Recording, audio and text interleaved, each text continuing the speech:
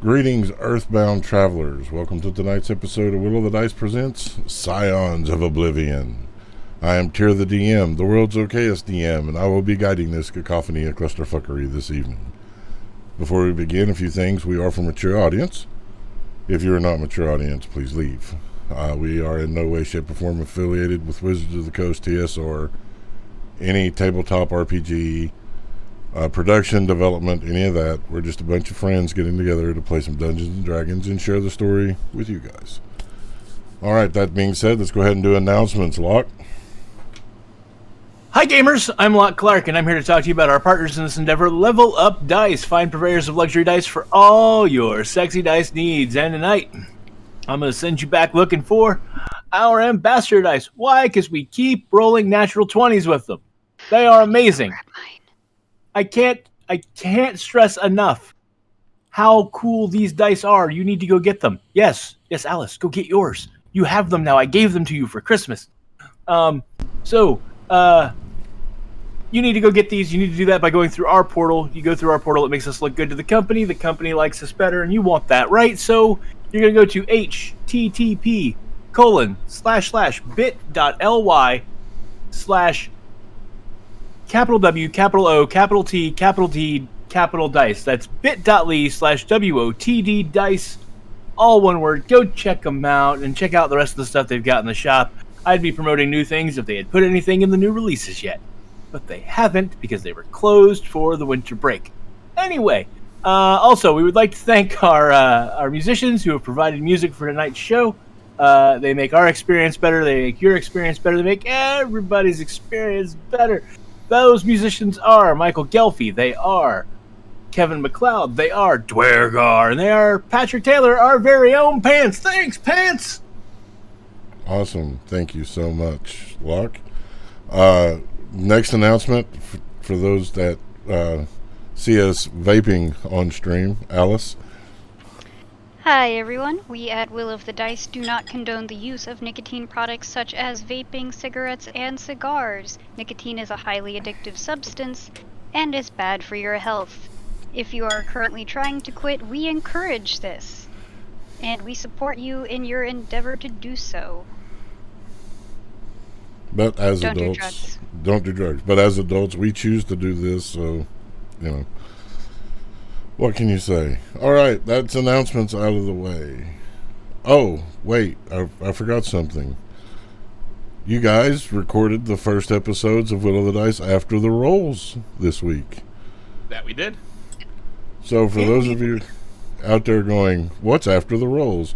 After the rolls is a sit down with a couple of the cast members and we talk about the session that just transpired. It is Patreon only content. You can check that out at patreon.com/WOT dice. What dice? All right, there's announcements. Let's go ahead and get into introductions. Hey, I'm John. You know me as your matronly mother, Loxion Druid Zaraj. And tonight, you may notice my screen go black because, first and foremost, I am a dad and I have a teething baby, so I may have to peel off to take care of something. But hopefully, she'll be chill. You can find me all over the internet at that_film_guy.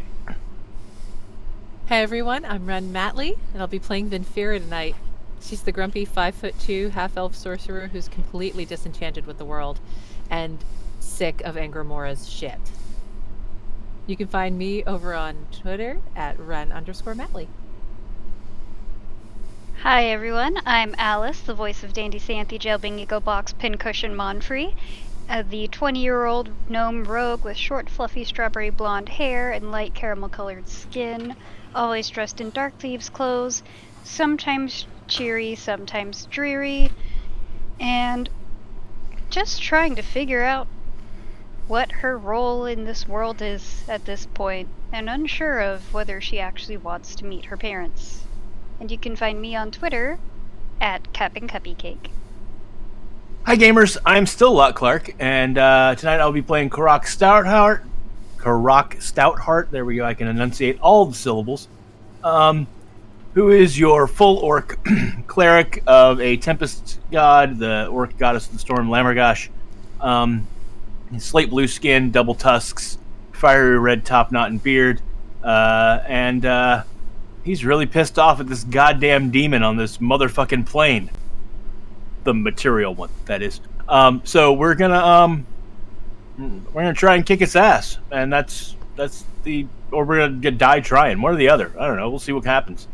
And you can find me on the Book of Faces and the Twitter Patience at Lock Unruly. That's Lock with an H. Thanks, guys. And as I said at the beginning of this, I'm Tier the DM, the world's okayest DM, and you can find me on Twitter at Tier_the_DM. As always, our safe word for the evening is porcelain. Do we have any requests before we get started? Not the face. John must be reading something. He has his resting angry face. Yeah, I'm just double checking if I'm still in my star form and how long it lasts. So I believe I do because I don't think it's been 5 hours. It has not been 5 hours. Yeah, if it had been 5 hours, we'd have. Yeah, and I'm had like a short rest at least in 5 hours. Yeah, I'm like, all right, how fucked am I going into this? And I was like, all right, I've got this many first levels, and then how many? Oh fuck! All right. Oh fudge! Only I didn't say fudge. I said fuck.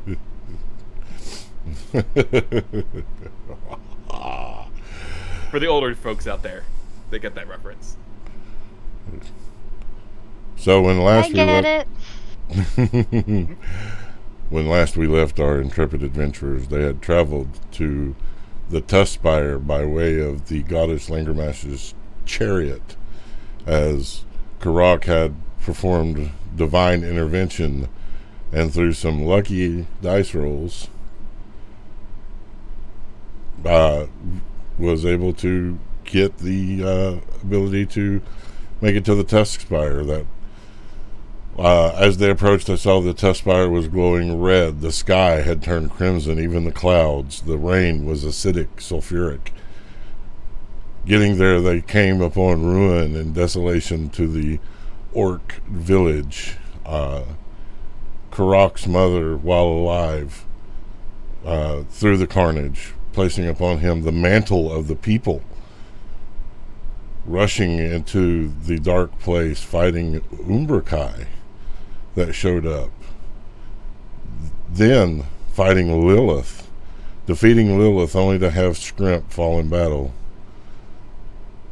I believe that is everything. Oh, and making the discovery that something is blocking the veil of life and death, so it may not be able to resurrect someone if they perish. This is where we resume.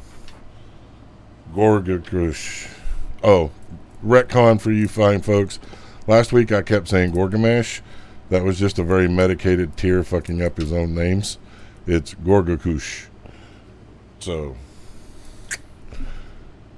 when last we left, you were there in the cavern. I'm going to go ahead and switch over to Owlbear. You guys are welcome to join me. We'll be rolling initiative here in just a minute. 13 minutes into the episode. Just FYI. Seems just like last night. Yep. And you all did great last night, so you should be excited for tonight. Yeah, because we had all of our stuff going into that fight, and we managed to use good tactics and debuffs, and had really, really solid dice rolls. Knock on wood, we still have we have at least 2 of those things tonight, maybe. I know we don't have one of them. We're not all fresh.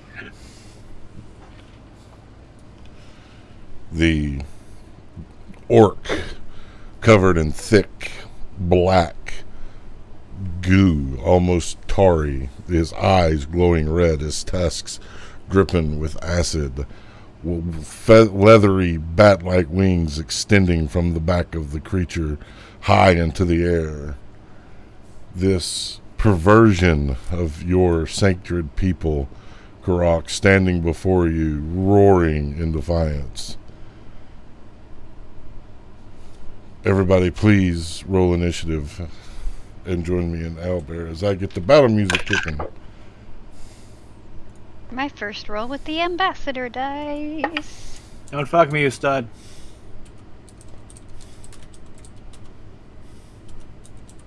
Well, that was a waste of a nat 20. Same. Certainly, I mean, you guys are Pretty powerful. I mean,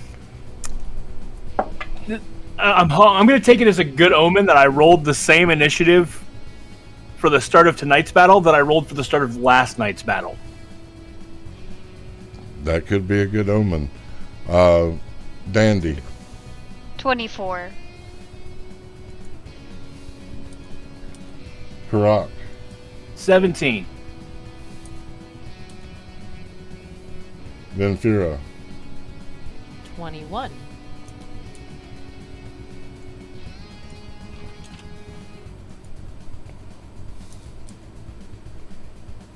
Ziraj. 16.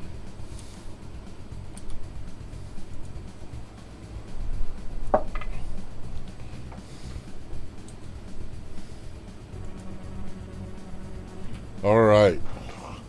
Stepping out of the lava, which, by the way, is slowly, the level is slowly growing higher in the cavern, roaring in defiance. Dandy, you are up first.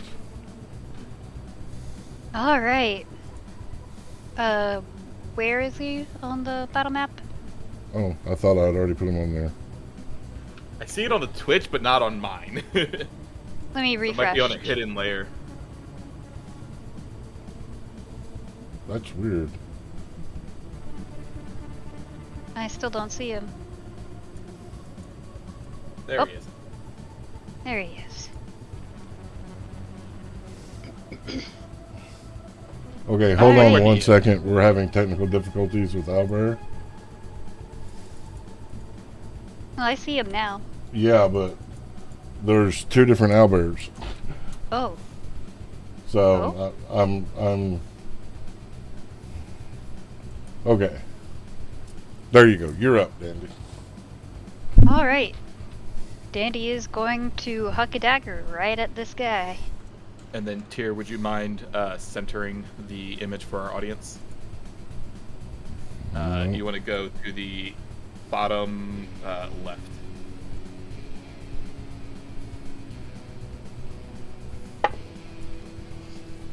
Everybody is visible at that point. There we I go. got you, That audience. should- All right. Dead. 25 to hit with a dagger. 25 hits. Awesome.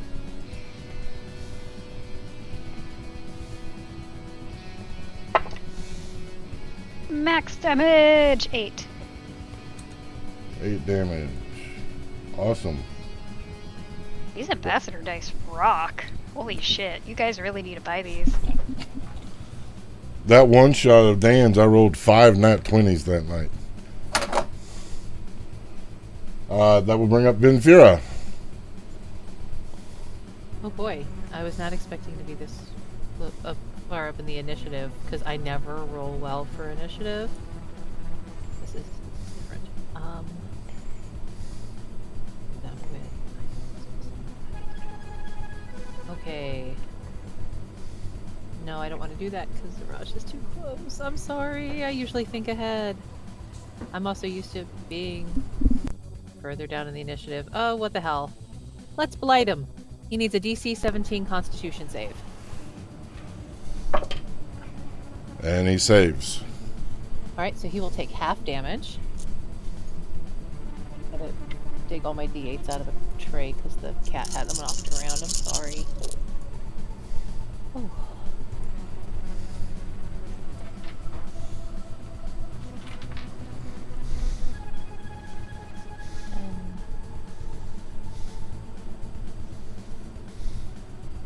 20, so I rolled 24, so he's going to take 12 points of necrotic damage. Shadows wreathing your wrists and hands, blasting forward. The shadows like serpents intertwining around the demonic form, burning in that necrotic energy as it growls defiantly. Is that your turn? That is my turn, good sir. That will bring up Karak Stoutheart with Ziraj on deck. Okay. Question. And hopefully How long passed between the death of Scrimp and Gorgamesh appearing and us rolling initiative? We'll say 3 minutes. Okay. Fair enough. So that means that spell is definitely gone. That take.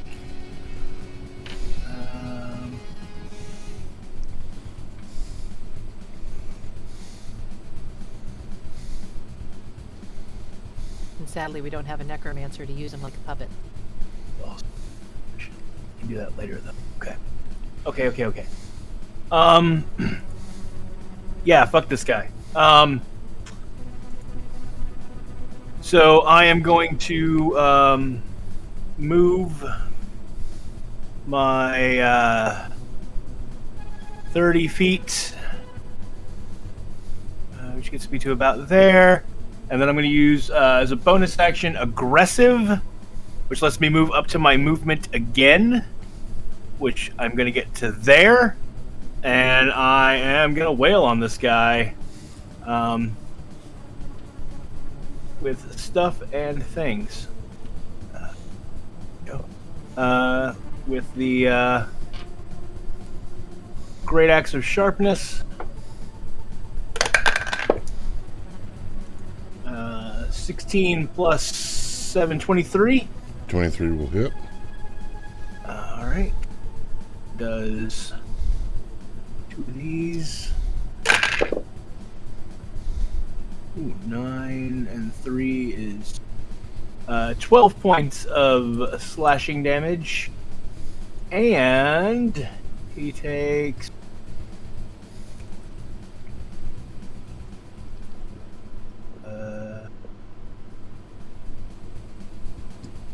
D8.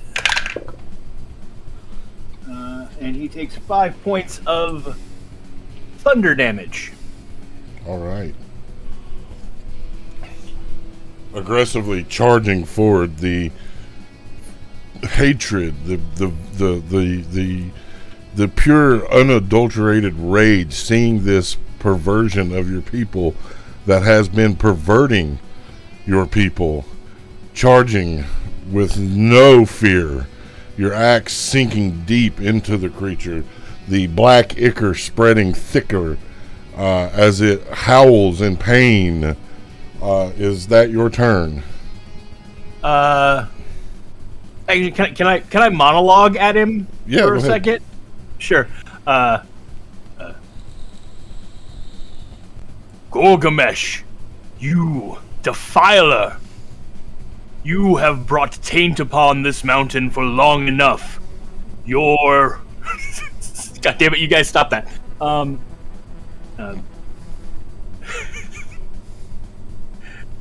on. I'm sorry. I looked up at the wrong moment. And now I've caught the giggles. Your foul presence here ends now. We send you to Oblivion. May you no longer darken our doorstep. And then I rip into him with the axe. Sure, something like that. It was going to be much more flowery than that, but then they started laughing. Well, because he called him Gorgamesh. And I said he defiled our taint. So I was grinning because he said taint. Yeah. I was laughing at taint. It started with Gorgamesh and then went to taint, and it's like, yep, we're just up here now. All right, Ziraj. First, I'm gonna do a really fancy move called "Back the Fuck Up," and then I'm going to take my moonsickle, start swirling it in the air, and cast Aura of Vitality around myself. So let me go ahead and mark that. So that creates a 30-foot radius aura of healing, and centered on myself. And as a bonus action, I can cause one creature in order of operations chalice form spell. So I'm going to heal 2d6 to Ven.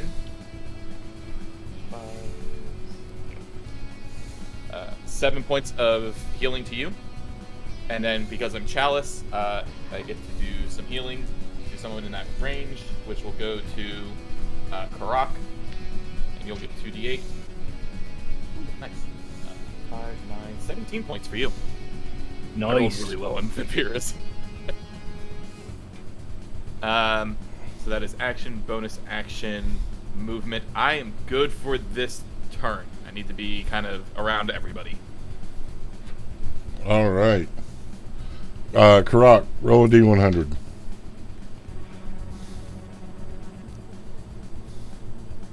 Don't like it when you tell someone to do that.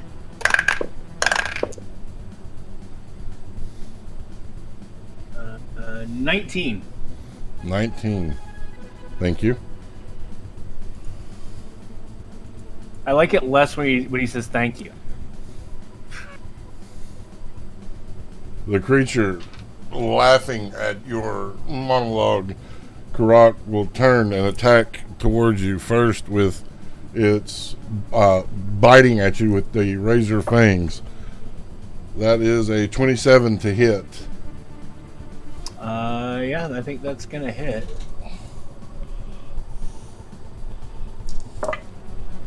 That is 20 points of damage. Next with its claw. That'll miss. Oh, here we go like we did last night. Final attack. That'll be 22. That hits.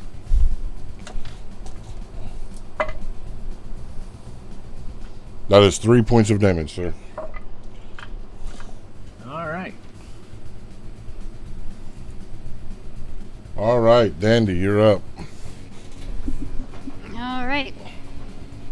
Dandy is going to hook the last dagger that she has on her person at this thing. So hopefully hitting it in the back will do better. Does this count as a... It's preoccupied. Yeah, I'd get to roll sneak attack Yes. if it hits. Oh yeah, I'm all up in his grill. Ooh. 19 plus 8 plus 1. 28? 28 hits. Alright. Awesome.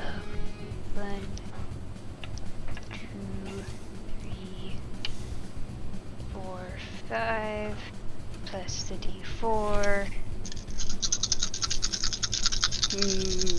Clicky clacky math rocks. Alright, we got 3, 4, 8, 10, 11, 12, 13, plus 12 is 25. 25 points of damage. Your dagger hurling end over end, landing in the meaty part of the tricep, the creature. That will bring up. That. Is that your turn? Yes. That will bring up Venfira with Karak on deck. Alright. Well, we're gonna take a chance on something. Because I don't have a lot of spells I can just do that aren't area of effect. Or do I have to? Can I safely move to about here? 1 second. I'm adjusting my headset and then sorry. I will. While he's adjusting, do you want to describe where about here is for our audio listeners? I was about to. Sorry. I was going to say, can I safely move to about here, just behind and to the left of D&D? It's kind of toward the edge of the rock, it looks like. Yes. Okay. Alright, so that should give me a clean line of sight. And I'm going to attempt to hit him with a witch bolt.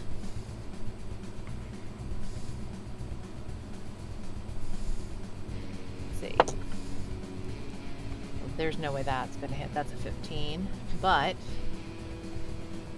Oh, where's my meta magic? I have Seeking Spell, so I'm going to spend 2 sorcery points to re-roll the d20 to see if it'll hit. Okay. Just put those, and that just brings it this side. Oh, that might hit. 14 plus 9, that's 23. That'll hit. Yay! Totally worth the spend. Alright, so this is Witch Bolt, which means now that it's hit, it will sustain the beam, correct? So I just roll damage each time, and it's a 1d12. I cast it at first level because that's what I have slots for. That will be 11 points of lightning damage. The shadows coalescing into your hand, shooting forward like a beam of energy, slamming into the creature as you maintain it, sending a pulse through to do damage to the creature. Is that your turn? That is my... That will bring up Karak with Ziraj on deck. All right. So, in an attempt to maintain my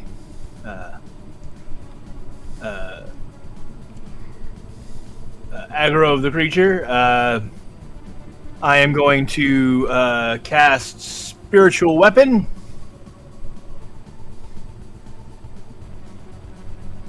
And I will drop that right in behind him.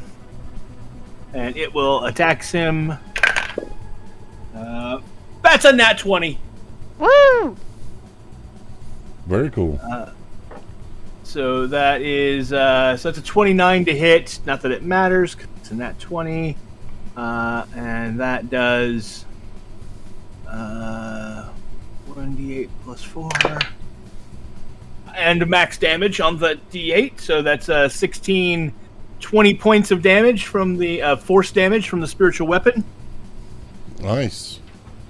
And then I am going to, since that was a bonus action spell, I will then cantrip him, and I raise my shield in front of me and kind of angle it at him and say, "Have you seen the light?" And I cast Word of Radiance. All right. DC 17 con save, please. I'm gonna woe that. Ooh, nice. So take 4 off of your roll. All right. That'll be a fail. Awesome.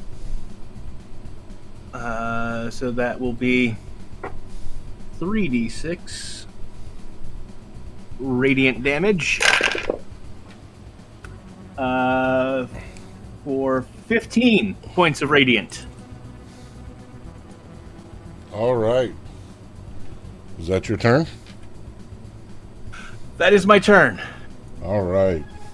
The spiritual weapon manifesting, slamming into the creature's back as it snarls, trying to decide which way to go. Your axe of sharpness finding a deep cut, more of that black, filthy ichor coming through. The creature's eyes glowing a brighter red as it becomes more angry. It will now be Ziraj, you're up. Alright, so Ziraj is in her central spot for healing, with Aura Vitality still up and the Chalice still up. She is going to cast Wither and Bloom on the creature, centered on that. So, since that's a new one, I need a Constitution saving roll, DC 19. That will fail. Alright, it's going to take 8 necrotic damage. 8? And in addition, one creature of my choice in that area can spend and roll one of its unspent hit die, and then get some modifiers on that. So, Karak, you can spend a hit die if you like, and then add 6 to it. Yes. And then as a bonus action, while he's doing that, 2d8 from the Chalice to Ren. Ren, I am sorry, my healing is not doing well for you. 2, 4, 9 points of healing back to you, Ren. Thank Then, you. all right. Then Ren. You said I add what to that? To my hit die? You get to add 6 to your hit die. Okay. Let me. As vines sap energy from Gorgacush and give that life force back to Karak. So I rolled a 7. My hit die is 1d8 plus 3.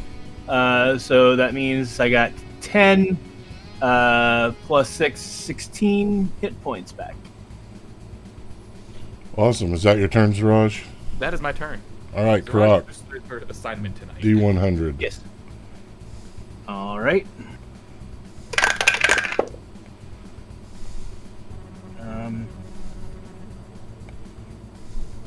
35. There is a crack of thunder inside the tavern, the fabric of time and space ripping asunder as lightning will dance between yourself and Gorgacush, depositing a familiar mechanical individual that you thought was in the Minotaur Kingdom. Apparently he's in a tavern. I think he meant cavern. What am I doing Oh, here? cavern. Got it. I just imagined this like little like veil of like we could see into a tavern and there's Tosh just staring back at us. I'm like, get over here. All right, Tosh. Having been sparring with Tarios, you have felt the divine snatch you from time and space, dropping you here in this cavern in front of this demonic creature amongst your fellow friends. Looking over and seeing Croc. Huh. So, this is what we're doing then. All right then. Let's do Kill it. the demon. Perfect.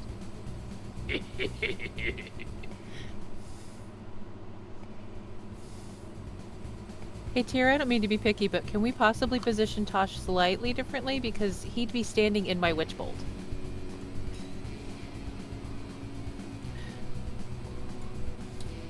I know that's silly and picky, sorry. Am I next to Croc? Yeah, you are right here.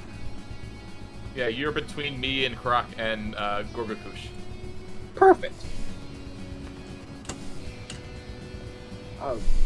Is it my? Do I get to do stuff, or do I have to wait?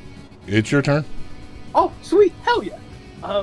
Well then, I will use my movement and doing cool staff spins at the same time, spinning the staff, and then once I'm close enough to him, we're gonna try to attack it. So we will get with the quarterstaff. Ooh, that is a 14. 14 misses. As you go to snap your staff down, and it brings its forearm up, blocking away the blow. Okay, second attack. That is a dirty 20. Dirty 20 will hit. Hell yeah. We'll do the damage for it first, and then I'm gonna spend some key points to do stuffs. So the damage will be, it is 6 damage. It is magical bludgeoning damage because I'm using the quarterstaff. That is magical. Cool. And with my cool key points, because I have those, I would like to use. I'm going to spend at least 1 key point to do a stunning strike. So he needs to make a con save of 15, otherwise he's stunned. He passes. That is okay because I'm also going to spend another key point to do Flurry of Blows. Okay.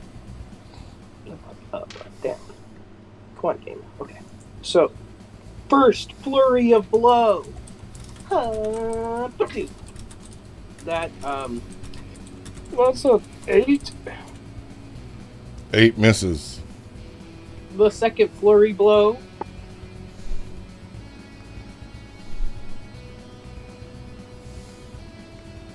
Is that a 1? It is. How did Roll you it. know? Roll a D100 for me. That's Welcome a back, 40 Tosh. You're dead. Thanks. 44. You will take 18 points of damage divided by half, which would be, so that will be 9 points of damage. As you go in for the unarmed strike, the creature headbutting your hand. You feel the pain ripple up through. The black ichor burning your skin. Ugh. That's disgusting. All right then. that is... I did my bonus action. I did my regular action. Stunning Strike didn't work, so yeah, I'm good. That is the end of Tosh's turn. He'll just kind of shake his hand and be like, sorry, I wasn't exactly prepared to be fighting a demon today. I was fighting a bull earlier. All right. The creature striking out at you first, Tosh. That is 30 to hit. Will hit. Yikes. 15 points of damage. Second attack. 14. Just barely a miss. Third attack. 16. That is right on the nose. 13 points of damage. Ooh. It then spins, its mouth disjoining, almost like the mandible jaw of the predator, spreading wide as lava spews out. I need Tosh, Ziraj, Dandy, and Vinfira all to make dexterity saving throws. Don't fuck me to stop. Oh boy. This is not my Dex character. All right. Dandy. 22 plus evasion. 22 plus evasion. You take no damage. Tosh. 14 with evasion. 14 with evasion, so you'll take half. That'll be 31. Oh! Vinfira. 19. 19. That'll be full. That'll be 63 or 62. Are you serious? Holy shit. 19 was not high enough. Damn. Ziraj. 15. So 62. I'm going to, as a reaction, cast. Is it fire damage? Yes. Great. As a reaction, I'm going to cast absorb elements and give myself resistance to it. Tyr, what do I need to roll for the con save? What's the DC for it? It's half concentration. It's half the damage. So 15 or Well, higher. you can't. I mean, if the you would need to damage roll was a 31 or 63, higher. which is not possible. so concentration broke. Yep. I need to roll a 15 or higher because I had resistance. 16. Fuck, that was close. Yes! All right, that will bring up Dandy, Santy, Jelbing, Gigglebox, Monfroy. You forgot pincushion. I just have what's on your character sheet. That's fair. I didn't add pincushion to the character sheet. So is Tosh like right up against the guy? I'm sorry, can you repeat the question? Is Tosh right up against Gorgacush? No, Karakios. Okay. Oh, wait. Yes, he is, because he was supposed to move. He can't move himself. Allow me to move him. There we go. So, yes. Hmm.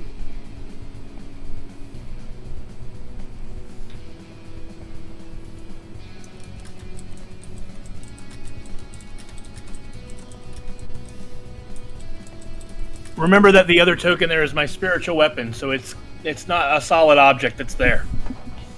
Okay. Would I be at risk of getting hit by it though? Are you planning to move up? I don't have any more daggers I can throw right now. She needs to grab more from the bag of holding. Oh yeah, you can occupy the same space as it. It'll move. And on my turn, I'll move it 5 feet over. Yeah, because it can Okay. hover. Yeah, it's hovering. It's not a, and you're small. Okay. You can have it over the cliff face. Okay, so I'll do that so that we can still see where it is. I mean, where she how is. tall is Gorgamesh? Gorgacush. Sorry, I keep Gorg- doing that. Gorgacush is 6'9". Georgie. So my spiritual weapon has been smacking him in either the back of the head or the face. So there should be plenty of room for a dandy-sized person underneath it. Yeah, okay. I'm just gonna put Dandy a little off to the side so we can still see it, and you won't have any problems picking it up. It's stibbity stabbing time. With the rapier.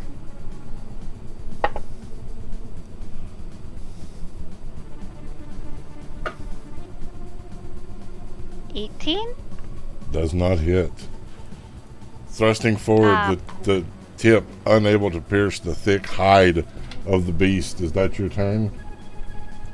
Only got one action. Nothing bonus action?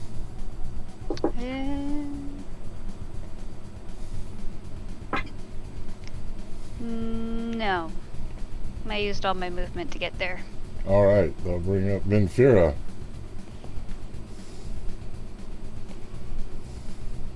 Okay. That's a huge risk, but I'm gonna throw a cantrip because spell slots are at a premium and everybody's right there, and I don't want to use an area of effect with everybody right there. So DC 17 Constitution save. Throwing frostbite at him. He fails. Alright, so he takes 3d6 damage. Cold Nice. damage. I don't know if that makes a difference for him. Oh, 14. Not hitting that. The That's air my turn. snapping cold around him, frostbite shattering over his form before melting into shadow and blowing away. He looks like he's in it. That will bring up Karak. All right. So, all right. First, I'm going to move. No, what? Just move my spiritual weapon 5-ish feet. I'll hang it out in the air over the cliff, just so that we can see Dandy's token more clearly, and there's no conflict there. My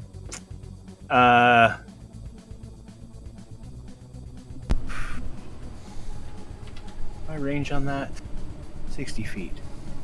Oh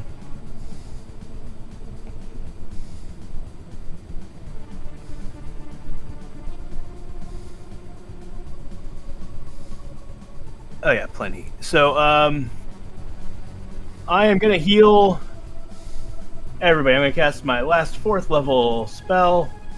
And I am going to cast Mass Healing Word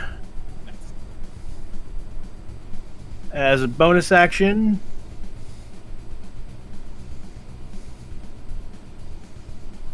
And that will give everybody... it's just be easier if I just do it in the...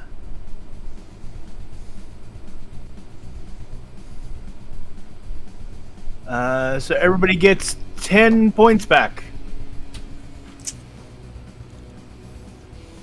Not a lot, but it's something. Every little bit helps. And that was my bonus action. I guess for my action, I'm gonna hit him with an axe. All right.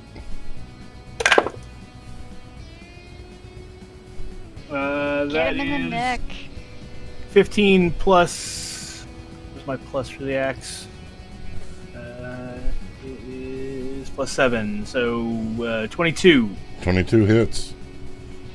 22, and he'll take this much damage.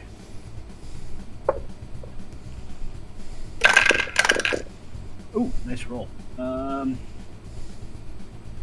So he'll take 11 points of slashing and 6 points of thunder. All right. It's looking like it's been in a fight. The thick ooze is pouring as demeanor is not as straight, not as fierce. Is that your turn? That is my turn. You will see a crack of light again, and Lilith will appear, carrying a magic blade, laughing hysterically as she draws her blade back on you, Vinfira.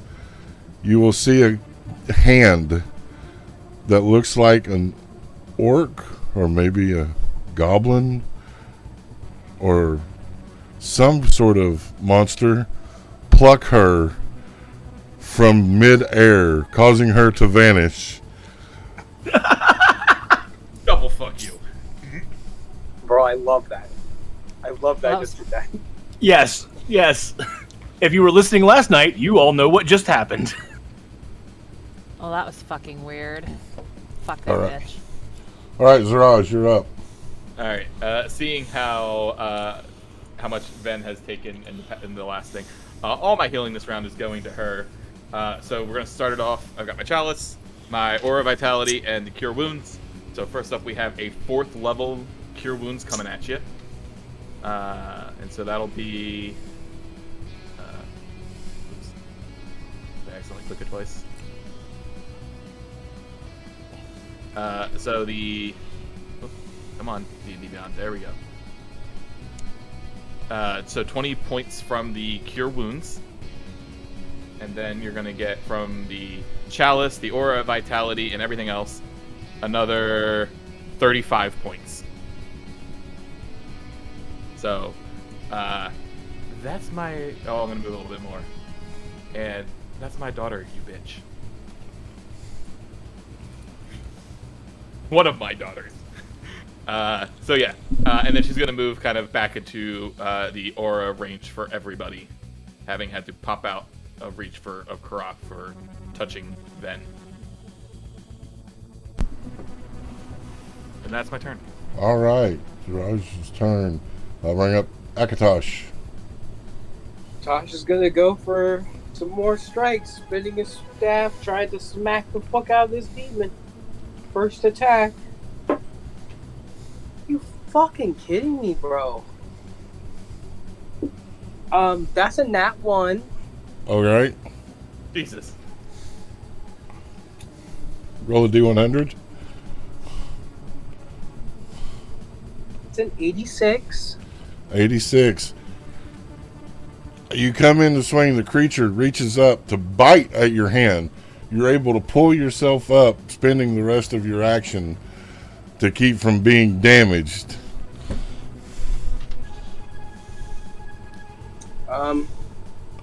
Then I would like to spend a key point to do, where is it? Hang on.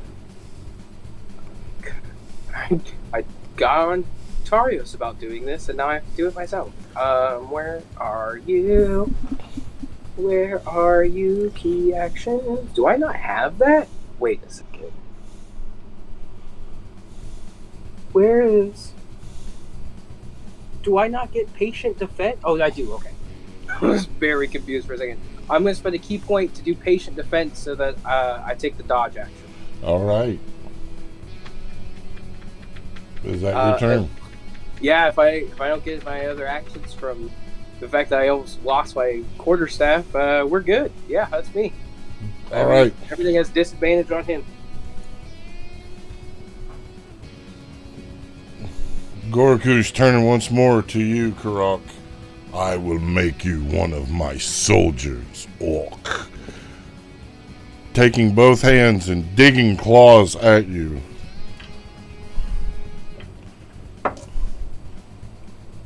Oh, that's bad for me. That's a 1. Here, roll a D100. Yeah. I just wanted to say it.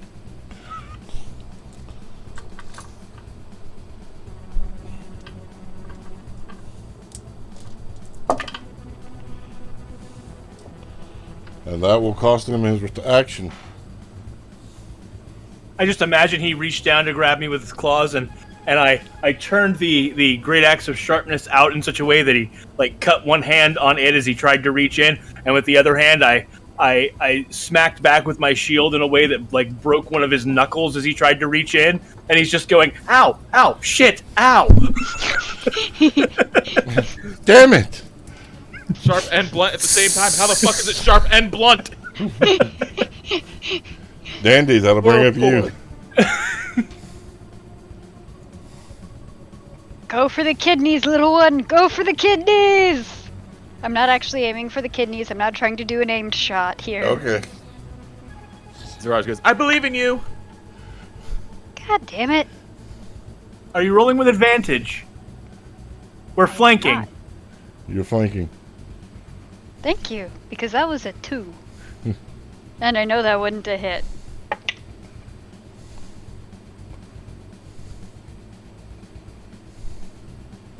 It's a 2. The will of the dice says you roll a 2. When you roll it twice and it's the same number, it is fate. Dandy's just not piercing this guy. And rogues don't get more than one attack per action? That just seems weird to me. Nope. Or at least not at the level that I'm at. No, I it's think not I've gonna heard- do so much on one hit.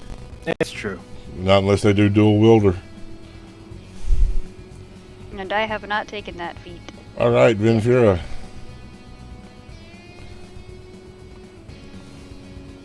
Well, once again, everybody's too close. I don't want to use anything that's an area of effect. Covers a large area. Venfira is very conscious of not wanting to hit anything except her target. So it needs a DC 17 intelligence save, as I'm going to attempt to mind whip it.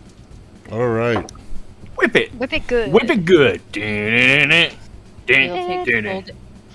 It'll take full damage. If it fails the save, half damage. If it succeeds. I will gladly let you know it failed. I rolled a 3. Alright, so it's going to take the full damage, and on its next turn, it has to choose if it's going to move, use an action, or a bonus action, because it only gets one of the 3. All right. And it's only 9 points of damage. All right. Is that your turn? That's my turn. I will bring up Karak with Siraj on deck. All right. We'll start with my God. bonus action. I am going to the spiritual weapon is going to go smackety smack on its headedy head. That is a blackjack 21 to hit, 21 hits. and that does 7 of those. But max damage. That is 8 plus 4, 12 points of force damage from the spiritual weapon. And then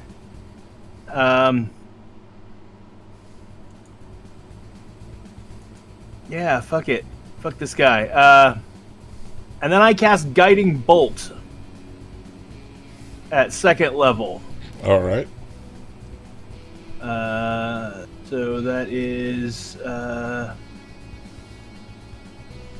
need to roll to hit. 17 plus 9 is 26. 26 hits. And it will take this and that one.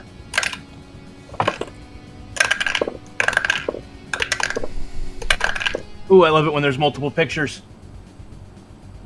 12. And 6 is 18, and 2 is 20 points of kind of damage is Guiding Bolt anyway. 4d6 at first, and then 1 per after. Yeah, no, I did 5. I was just what type of damage is I it? thought it was radiant. Radiant. Yeah, so there you go. So 5d6 radiant damage, 20 points of radiant damage on his ass, and he's now lit up like a Christmas tree, so the next person gets advantage who attacks him. All right, Siraj. Seeing how everyone's looking a little stout right now, which is going to come back to bite me in the ass, I'm going to switch over to the archer And then I'm going to cast Guiding Bolt at first level with my star map. And I have advantage from Karak. Does a dirty 20 hit? Dirty 20 hits. Alright. 2, 3, 4. Alright, 6, 10, 15 points of Radiant. All right. That used. And then I will, since I still have advantage from my shot, from my Guiding Bolt, it's going to get the Archer shot.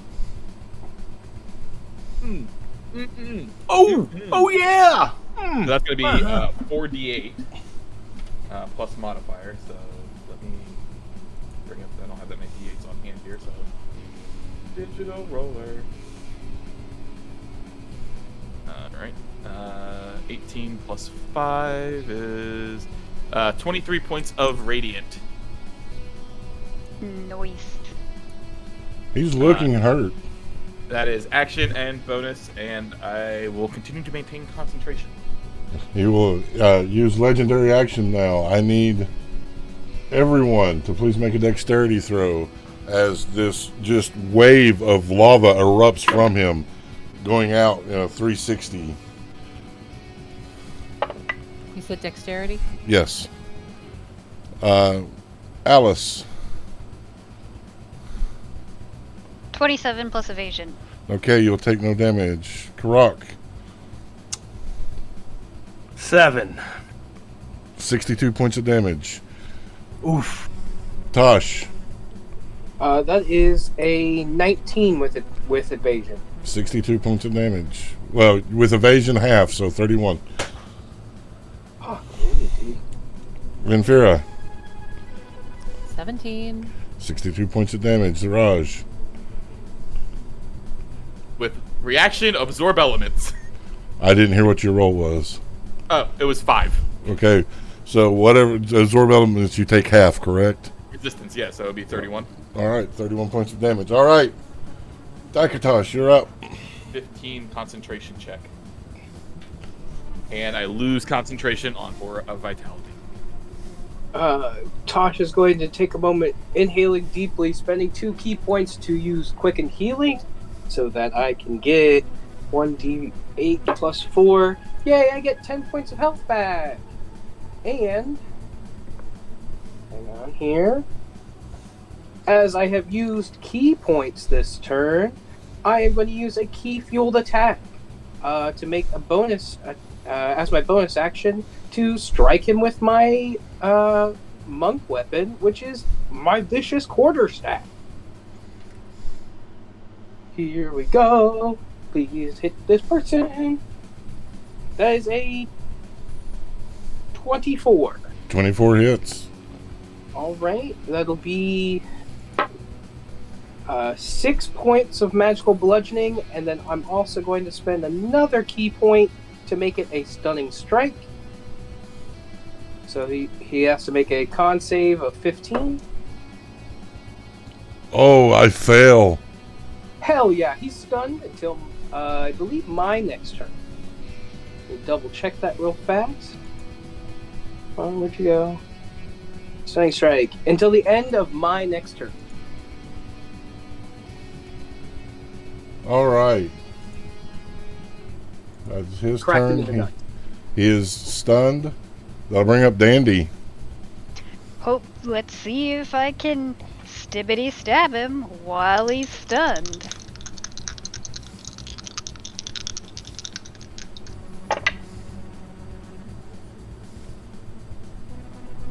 $19? Just hits. Alright. I need that one. Everybody will have advantage on those attack rolls against him too, because he's stunned.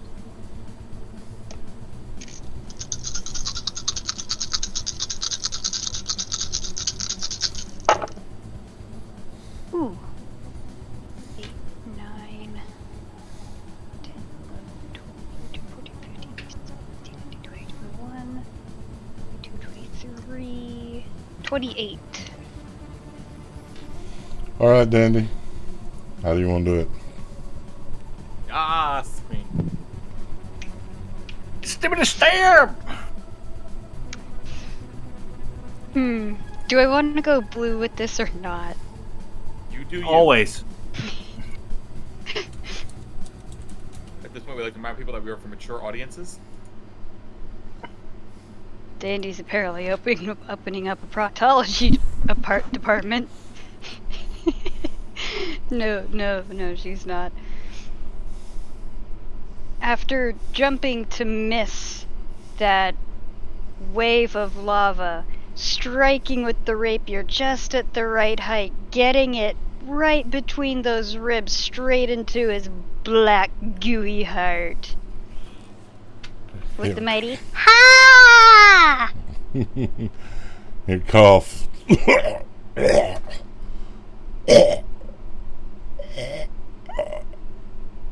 And fall to death.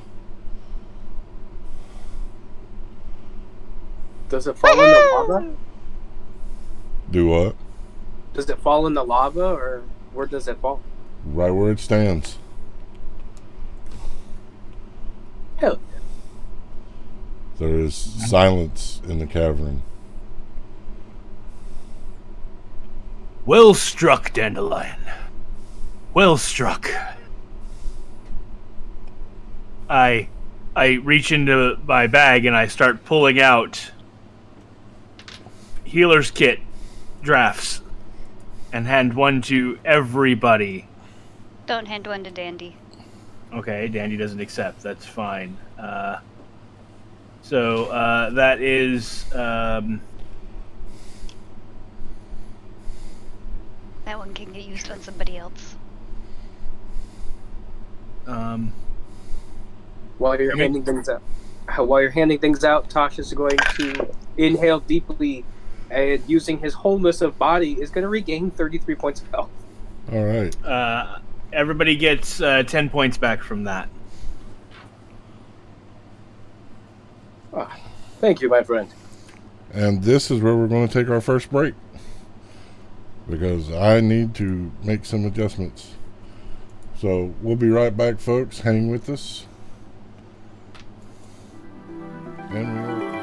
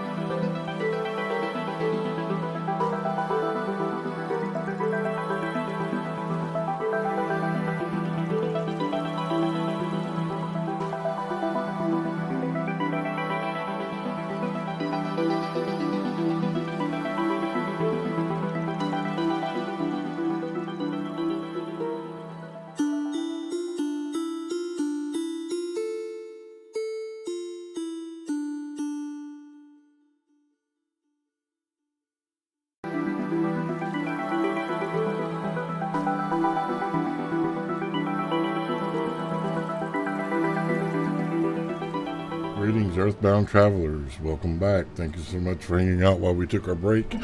Got our beverages, our snickety snacks, and handled everything we needed to handle. Before the break, the party was fighting Gorgacush, the demon that had been creating the Tanaruk in the Tuskspire. During combat, there was a brilliant flash of light, and one Akatosh appeared, seeming mildly disoriented, but jumped into the fray. Also during the fight, Lilith appeared with a wicked-looking blade. As she was going to swing on Vinfira, a hand appeared from nowhere, pulling her into nothingness. Jesus, cat. By flame. Then the tabaxi came and wrecked everything. Anybody else up for taking a nice long hot bath? Maybe a nap? Not in the lava, but yes. Not in the lava. Yes. Oh, Tosh! I didn't even get you to say hello! And she's gonna run over and hug him and then pat his back with the trunk. Oh, it's good to see you too, my looks done, friend. Yes, but first, I go to the body of Gorgacush and I take my axe and I am going to split the head from the body. Okay. And then grabbing the head by a horn, something, whatever, I'm going to drag it along with us. Okay. Why are you bringing that nasty thing? Two reasons. One, the thing was made of lava, and this cavern is full of lava, and I am afraid that somehow over time he might be able to reincorporate himself if his body is left whole. Secondly, my people seem to be without hope when we arrive. Bringing the head back will be a symbol to them that the evil has been defeated, and that hope can be rekindled for my people. Yeah, Well, alright, I guess that makes sense. And she's in gonna that- look at Tosh. The fuck are you doing here? That is as good of a question that I could answer myself. I was literally sparring with our good friend Tarios, and I was about to deliver what could have been an incredible blow, and then a flash of light, and then I was standing next to all of you. Tyr, do I have any insight as to what happened? You will actually hear a voice. I brought him. Materializing out of nothing, a female orc clad in hide armor carrying a nasty pole weapon. Long, red, flowing hair, the tattoo of a lightning bolt running from just under the eye down to the other side of the neck. There is no doubt that you stand before Lemergosh. I drop to a knee and slam my fist into my armored chest. Dandy will do the same out of respect. Raj Then- will give a bow to acknowledge her presence and omnipotence. Then I'll kind of give a head pop. Yeah, that's cool. Much Thank like you. Fucking teenagers.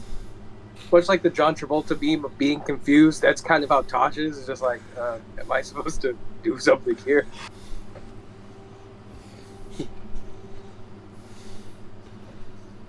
Thank you. Your help has been immeasurable.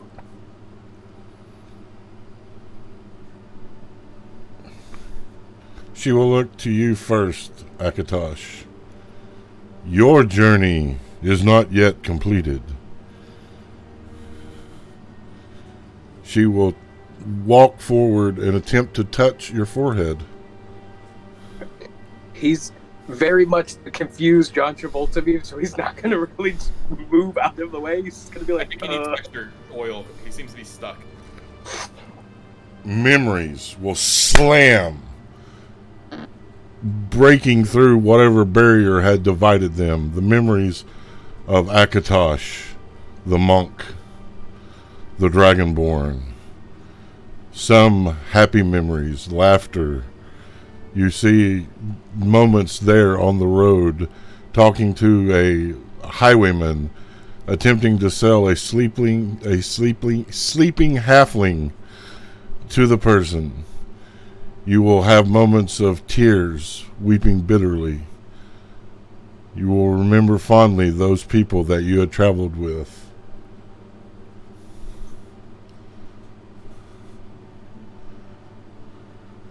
On the outside, you'll see her touch his forehead, and then you'll just see him go wide-eyed, and then tears just start rolling down his face as all of this slams into him. He's speechless. He is speechless and crying.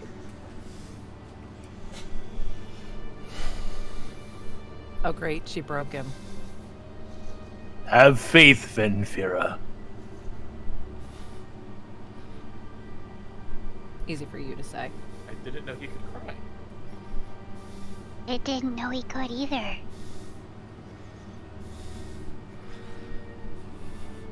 There is much to tell and little time to tell it in, as the chessboard is now in full play.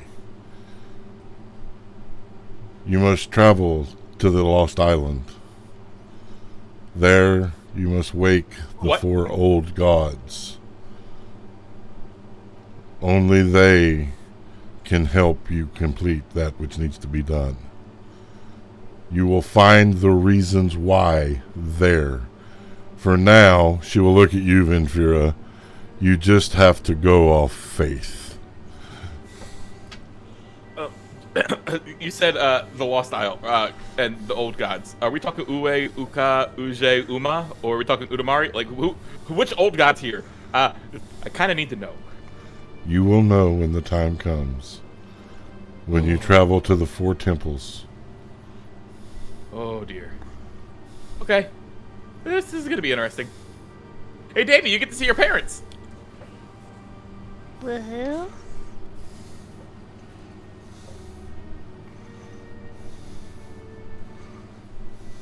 Thank you for everything, though. That was much appreciated. Thanks for the ride. Here is Great. what I can tell you. She will sit cross-legged, taking the butt of her pole weapon, and she'll begin drawing on the stone. As she does, sparks will dance to flame, which will dance to images. Long ago, when it was long ago, when this, our world, was new, before magic was born, the world was in harmony and balance. Those that lived here were in peace as they sought after knowledge instead of after wealth. But over a time that changed, and they brought forth Malacushus the Scourge. He was locked away by 7 seals. One of the seals, though, did not die, but was placed in Druid's sleep. When he woke, the seals weakened, and Malacushus was let free. He was almost entered into this world again until he was stopped by 11 heroes and was sealed away into an orb that an unsuspecting goblin accidentally allowed him to release. The poor thing. Malacushus now walks this world. But that is not necessarily a bad thing, as Angramora and the Nightmare Realm are in war, and as long as their war is focused on each other, they will not focus on us. There are factors at play now. The story is being revealed finally. Zacchaeus wishes to reweave the world, reweave magic, make it into something of his own design. He has manipulated death. He has manipulated Angramora and is playing all parties against each other. Right now, the veil of life and death is being blocked, so nothing can pass. So if a Scion was to perish, no Scions could be reborn. If the voice of the Scion was to fall, no voice could rise up again. It is a one-way ticket to darkness.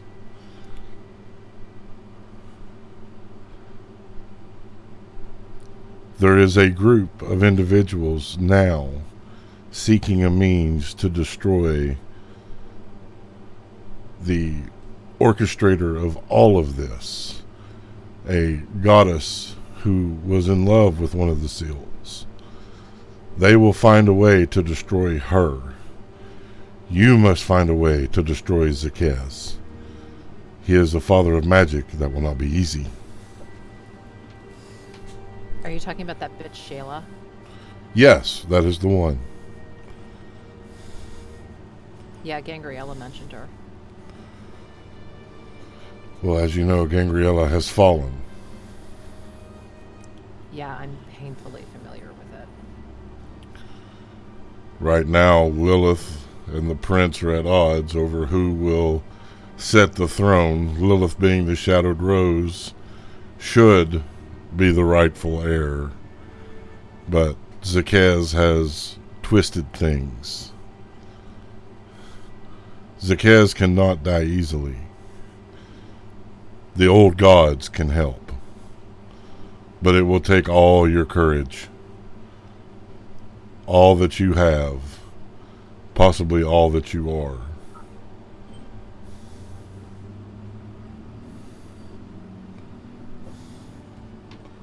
Great lady, it is our privilege to fight in your name. And our courage will hold. I need everyone but Karak and Renfira to earmuff. Ooh, shared earmuffs. She will snap her fingers, everyone freezing in time except for you two. There is something that you must know that is dire. You have been named Queen of Angramora. Yeah, it's bullshit. Bullshit or not, you shared a soul with Gangriella. So the heir apparent can name you queen. If Lilith dies and the prince is destroyed, you will have to take the throne to keep the balance. Are you fucking kidding me? I wish I was, child.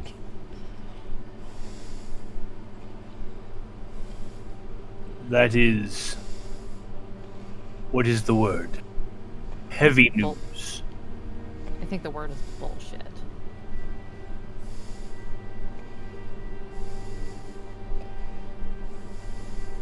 Perhaps an alliance can be struck with Lilith.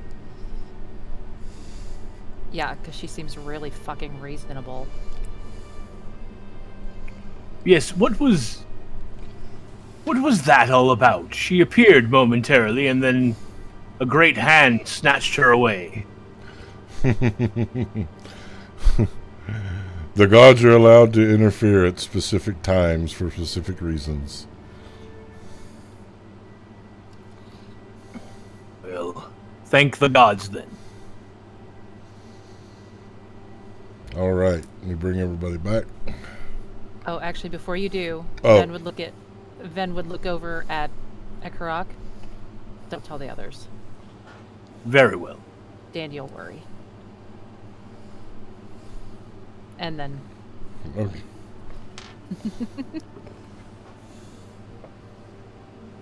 Oh, sorry.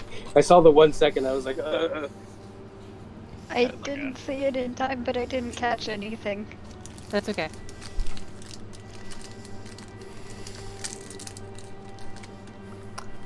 Great lady, is there, other than severing the head from the body, are there any other precautions we need to take with Gorgacush?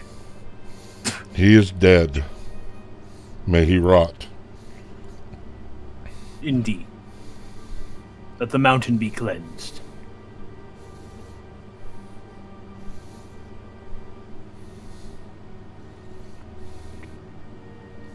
Is there any other way that we can serve? It is time for a new leader amongst your people. Make sure the right one is installed.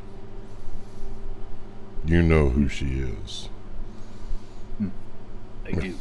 And now, I take my leave.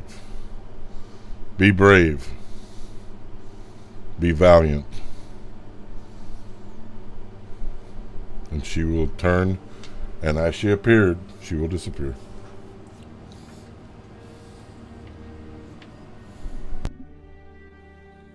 I Come. like her. There is a reason she is my goddess. Come, let us go back to my people and see what we can do about getting a rest. Perhaps giving them a hand with setting things right in the village. A rest? I don't want to go to jail. We just did something good. No, the other A nap. For like the first time ever, Zaraj is like a gasp, like she's stumbling over her words, like does it like hearing that we have to wake the old gods. She is now like her mind is a mile a minute, and the words of "Come on, Dandy, just go. We're gonna take a long rest. We're gonna relax." Dandy, nap, long nap time. I'm not tired. Are you Well, we are. Zaraj? We are. You Yes, can watch us nap, and also Come we need to on. have story time. Come, we will see you celebrated as the hero you are, Dandy. Well, I'm not a hero. You slew the beast to my I just people. got lucky. Nonetheless. First, before we go, Tosh will go over. Now noticing there is a dead Scrimp, is going to pick up Scrimp's body and is going to walk back to the village with it so that Scrimp may also get a hero's burial. And as we are walking back, for a moment of clarity, Zaraj remembers how we are bringing the head to be a beacon for Croc's people. So she will kind of spiff up and cast Mending on his ceremonial chest piece that his mother gave him. Like, since he was clawed up, beaten, thrown around, she's going to make it look real nice and pretty so that it is gleaming when he shows up with the head of the fallen Gorgacush. All right. The people are gathered there amongst the large communal tent, the thunder rolling in the distance, the rain beginning to fall as heaven weeps, the heroes battered, bruised, weary, returning, carrying the head of the dreaded Gorgacush. The people will gasp. All eyes on the party.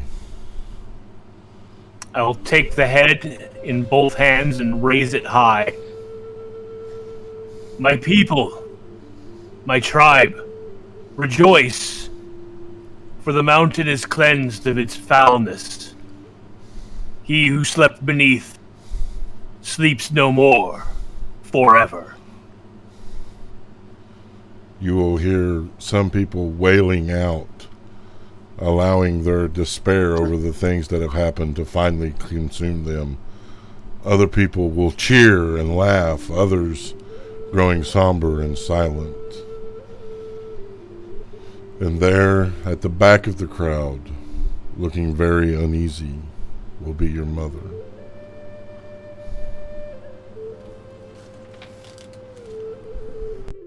I will set the head down, and then I will turn to the people once again, and I will take Dandy by the hand, and I will raise Dandy's hand. This is the one who slew the beast. Yeah? Dandelion delivered the final blow. Show her how we treat heroes here. People will begin piling, everybody wanting to touch the hero, small children running in circles. The people very excited. Some even disbelief, measuring you compared to themselves, wondering how such a small thing defeated such a mighty monster. You will be hoisted into the air, placed upon a pair of shoulders as two gentlemen will begin to carry you about the camp, calling out in Orcish words that you cannot understand.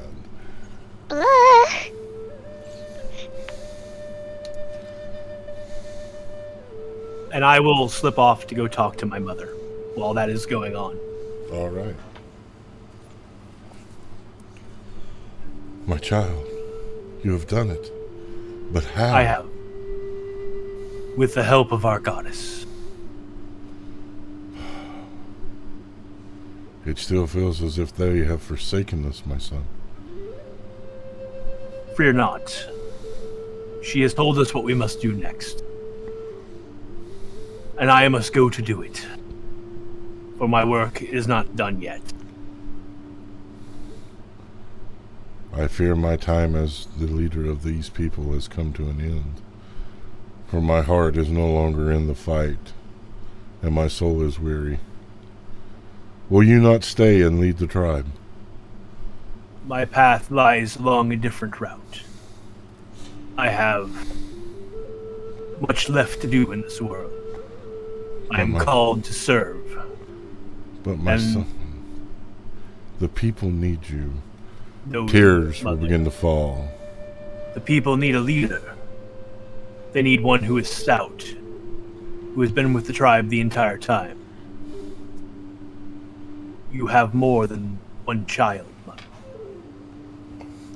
And I turn to look towards my sister, my half-sister. She is there, one of the people that is measuring Dandy compared to herself, trying to figure out how such a small beast did such a mighty deed.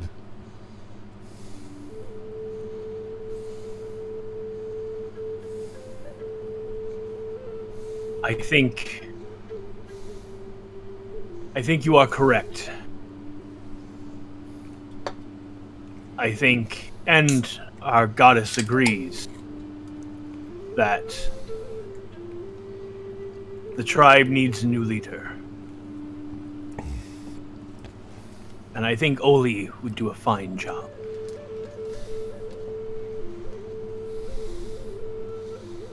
I will bring it to the elders tonight. It is time that young blood set the pace. Take the mantle.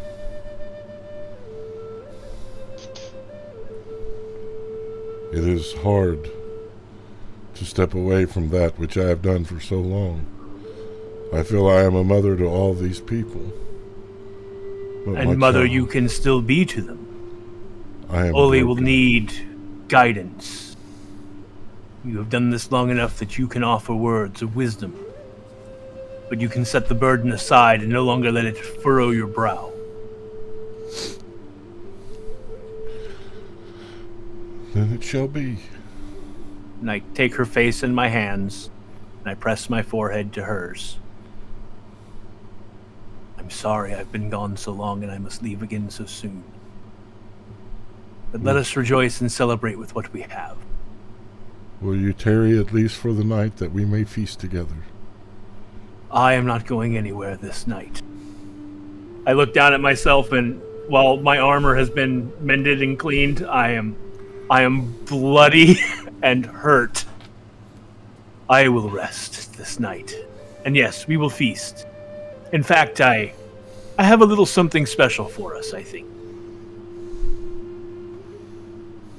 We will call a somber feast then. Let the families gather together. You would know, Karak, that a somber feast, instead of everyone eating as a giant community, families gather and sit together.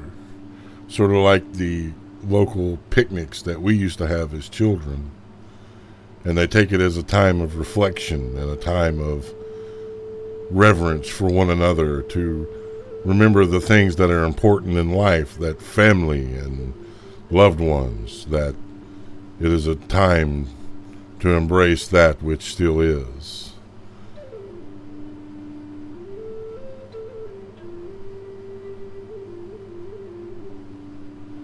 And so Mother. the word will go out. Go ahead. Know that wherever I go and whatever I do, my heart is here with the tribe and with you. And I go because I am called to. I am called to make the world safer for our people.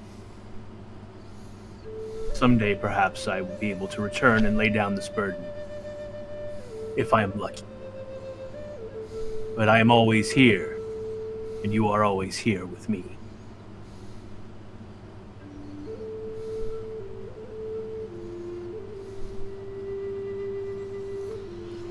And the word will go out, and the feast will begin being prepared. The families gather, the lanterns lit, the musicians playing their music to match the tone. The feeling of uneasiness that settles over some. We'll go through the line and see what's going through people's minds, or if they're doing anything special. We'll start with you, Dandy. Well, she's in a bit of a head trip because of the whole being praised as a hero thing. She's a thief. Being praised like that is very strange and new and weird, and she doesn't quite know how to process it. So she's just a bit weirded out by that. And trepidatious about having to go to the Lost Isle.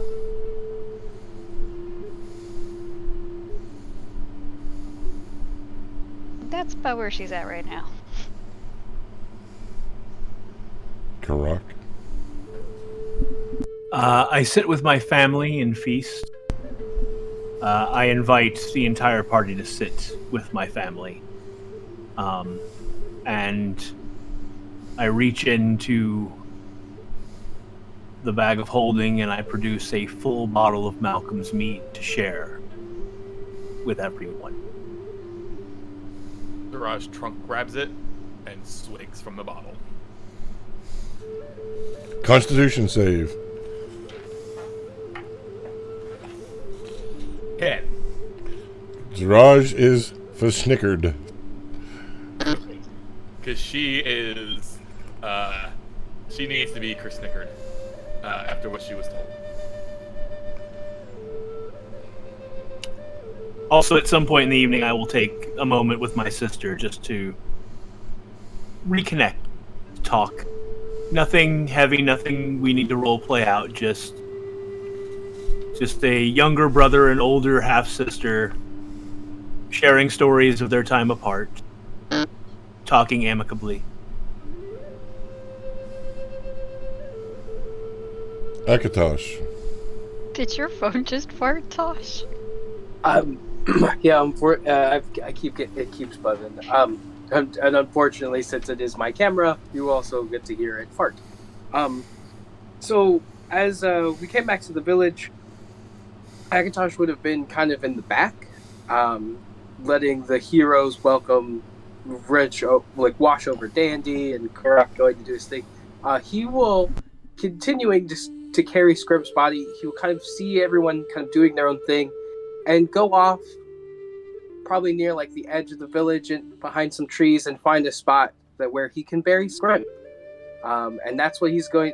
He'll probably come back in the village to check on everyone, and he will graciously accept the meal. As he does not eat, he will accept. He appreciates the invitation, but he takes the time to actually just sit with Scrimp and think on everything the fact that he was a bodyguard and that now he has all these memories of a life that he doesn't know, and so his time will be spent sitting and pondering and just staring at the very slightly marked grave.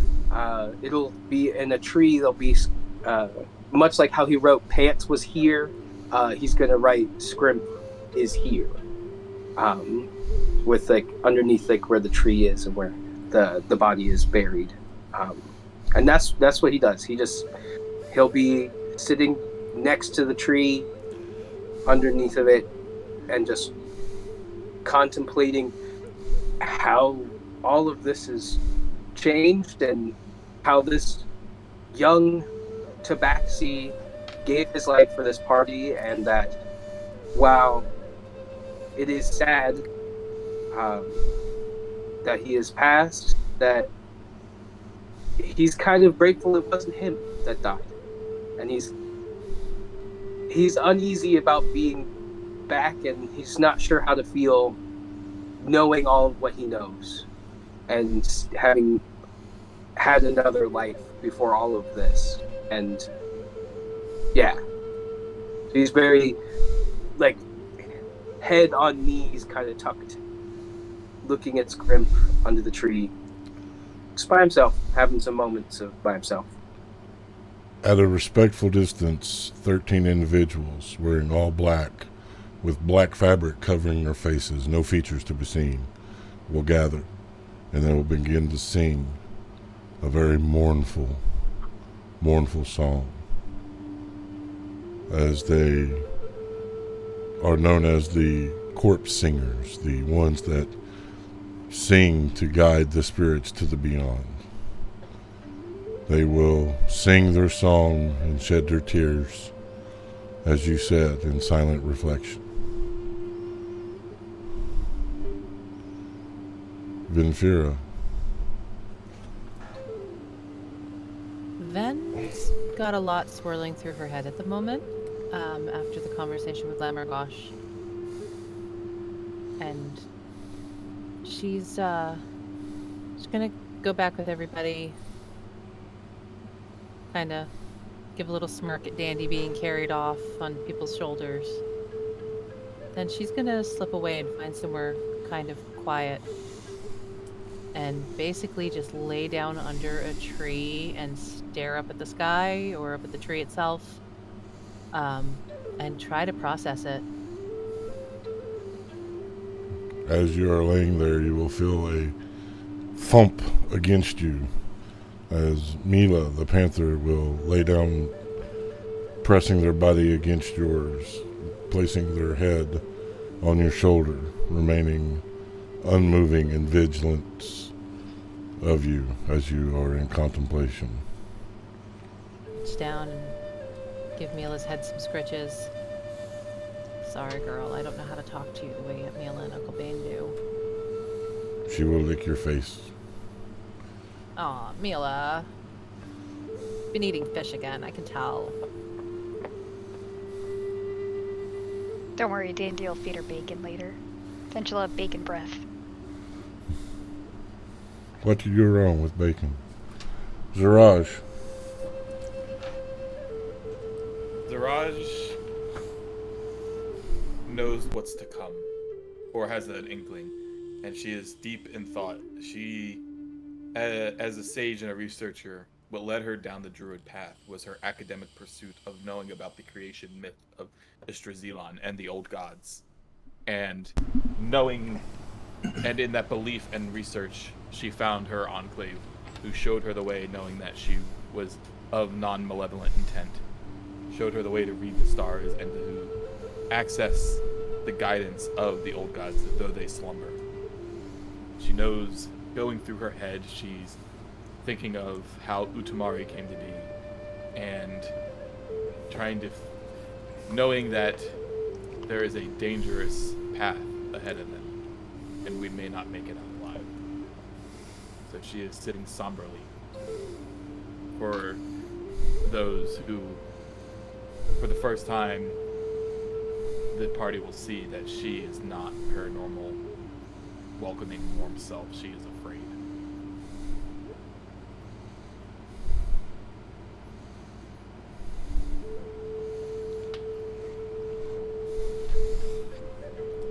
A elderly human woman will come and sit beside you, Ziraj.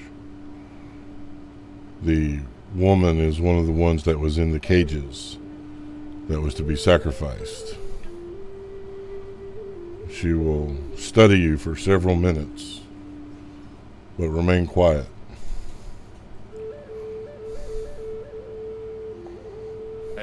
As she studies me and is quiet, I say, "Welcome, friend. I don't know that I have much company, but your company is always welcome." You seem troubled, child.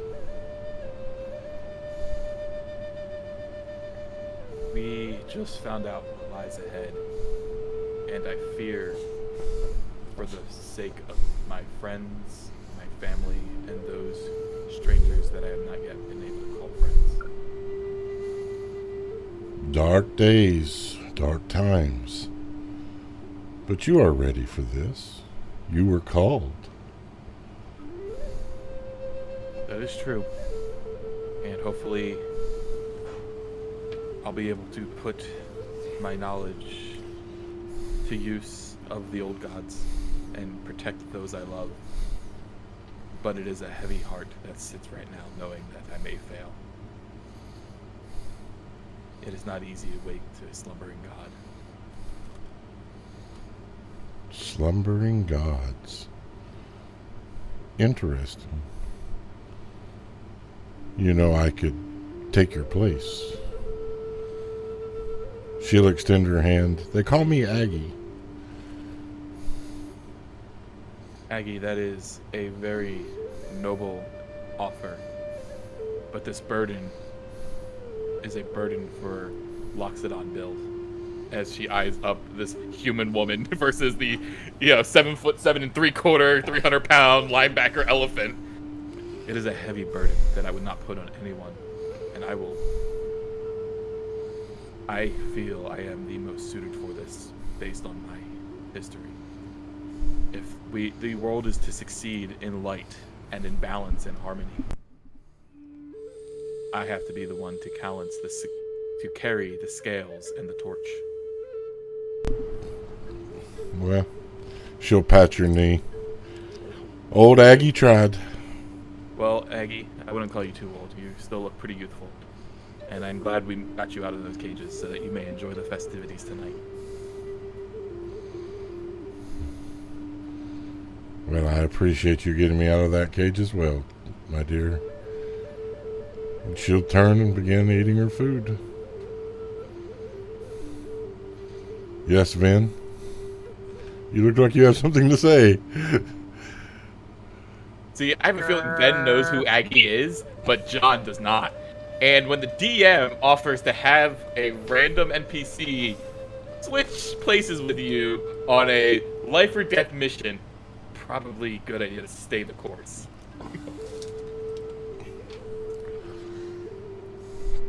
And so you will spend your evenings in somber reflection, catching up on family, thinking of the road ahead.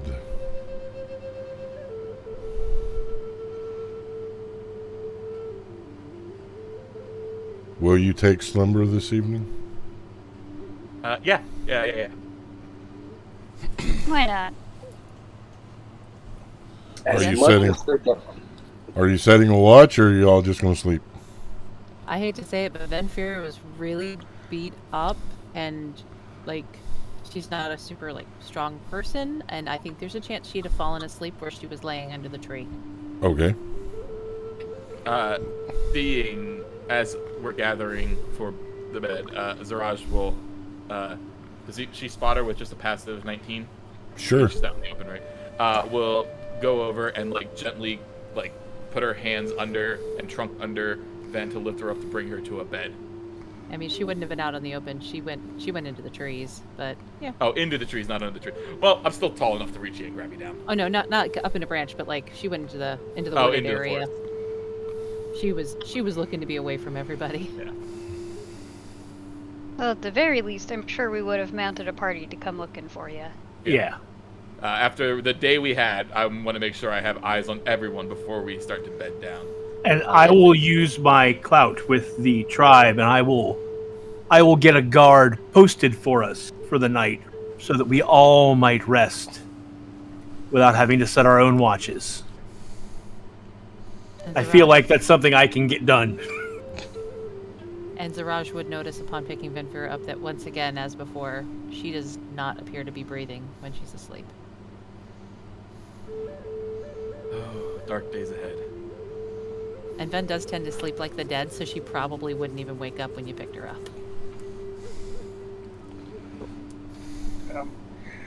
Siraj, you when get a you Sharpie. find Siraj, when you find Akatosh, he'll be staring off into the distance, sitting next to the mound, with a single kind of stick sticking out of the ground as a marker. A little piece of cloth tied to the stick, ripped from his what you can now see and not so dark is looks like a training gi of orange and black, kind of monk attire, and he's just sitting there staring off into space next to the mound of dirt with the marker, a little orange cloth tattering on it. Tosh, Grimp, we barely knew he, but he was a brave soul that fought with valor and honor, and a little bit of drunkenness, but mostly valor and honor, and a little bit of chicanery, but mostly valor and honor. His sacrifice will not be in vain, but we should rest now, my friend. We have long days ahead of us and a great distance to travel. Yes. I think I'll sit out here and keep watch over him for tonight. You know me. I don't lose consciousness. I can just stare off into the distance and see everything and hear everything. So, should it bother me or hear something, I'll rush as soon as I can. But I feel that he may need company. It's a noble and just thing. Be vigilant, my friend. Thank you for being understanding. I will see you in the morning. Get some rest, my big friend. We have a journey to your home, I'm told. Yeah, at least we'll have a bed for at least hopefully a day. Hey, I remember sleeping on grounds, and apparently I've slept on a lot of them in my life. So, yes. Sleep well, my friend. Seeing Zaraj come out of the trees from that direction, Dandy's gonna sort of retrace her steps and try and find Tosh, but more so for the grave than for Tosh. And when she gets there, she's gonna say sorry to the mound really quick and a little quietly. Then she's gonna bury down into it and place the money that she stole off of him in the ground and cover it back up.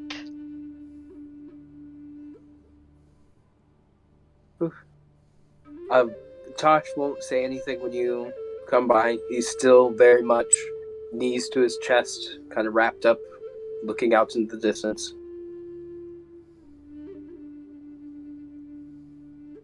She'll give him just a little light tap, and then go back. Good to see you, Dandy, as you leave. It's good to see you too. Is there any other business to attend this evening before slumber takes you? You're was that, weirdly Jared? quiet. Is there any other business to attend this evening before slumber takes you? And so sleep will come. A deep sleep of exhaustion, of weariness. Perhaps you will dream, perhaps not. But on the morning, you will wake. The fog thick and heavy. The sound of the music still going from the night before, that somber melody.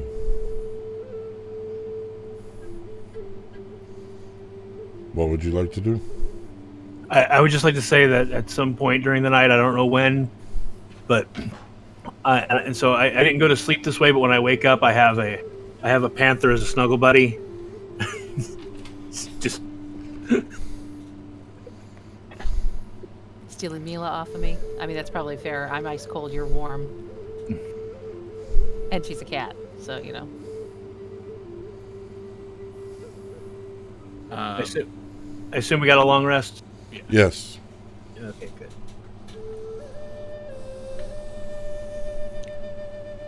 All right. Let's check my portents for the day. 15. That'll be an odd, so it's another woe day. Whoa. From where Tosh is sitting, will he be able to see the sunrise? The sun is clouded today. The sky is still that crimson, thick, heavy clouds. The mountain is no longer aglow, but you will notice that the sky is thick with red clouds. The sky itself taking on a crimson hue. When I get up, I go straight out to find where Tosh is and where he has buried Scrimp. Okay. Tosh, I am sorry I did not greet you properly yesterday. There was a lot.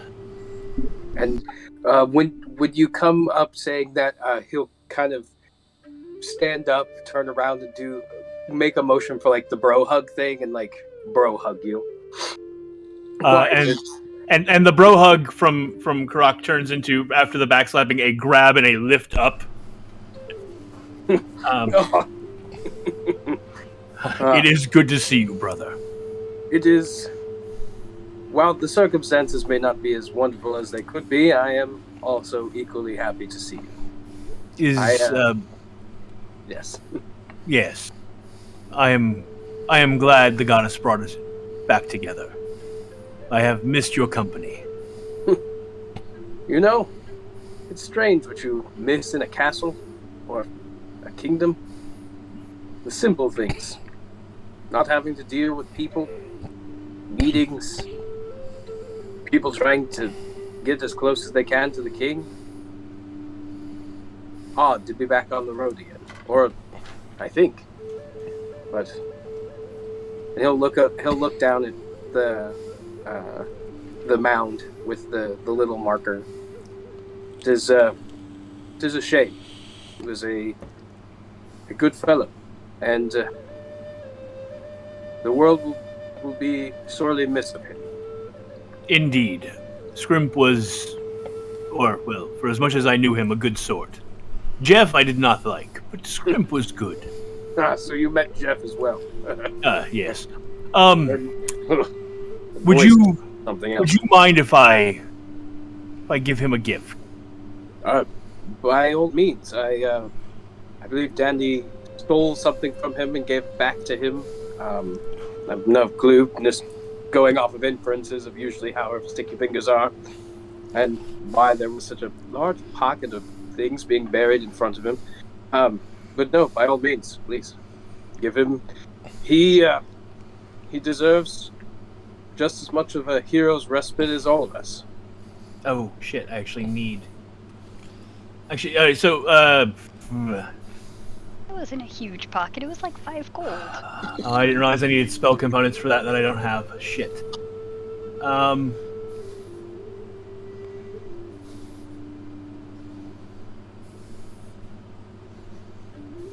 I guess I'm going to make a god call tier so that I can do this thing I want to do. Okay. I have a spell. I'm going to attempt to cast Hallow on the ground where Scrimp is buried. I'll allow it. So I'm encouraging my god because this gentleman died in her service, fighting Lilith and Gorgacush, kind of. So I cast Hallow. I touch a point, which would be the mound, and infuse the area up to 60 feet around it, 60-foot radius around it, so it's 120 feet total around it.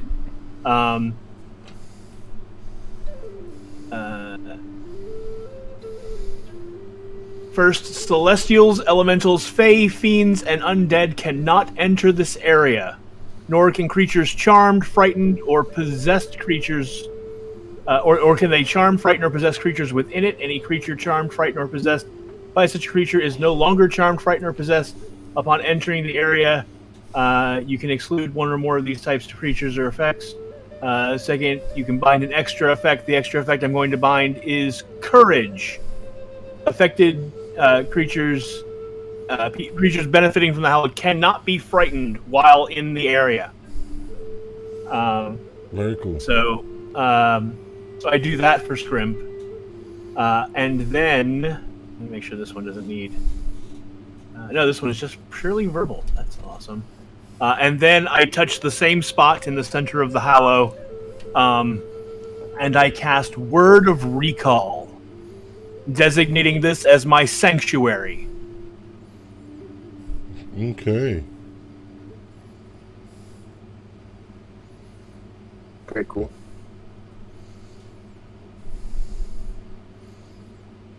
All right. I will mark off those spell slots for the day.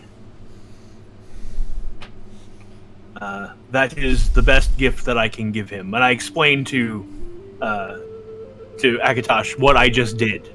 That this land is now holy and blessed by the gods, and those who dwell within it will have preternatural courage and be immune to being frightened by great fiends and things like that. And no fiend or great monster can enter this area.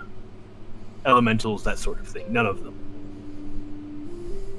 That is very kind of you, especially considering you didn't know him as long. It's very kind, Grok.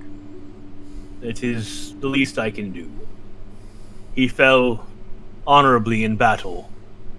He helped us save many people, including my brother and sister.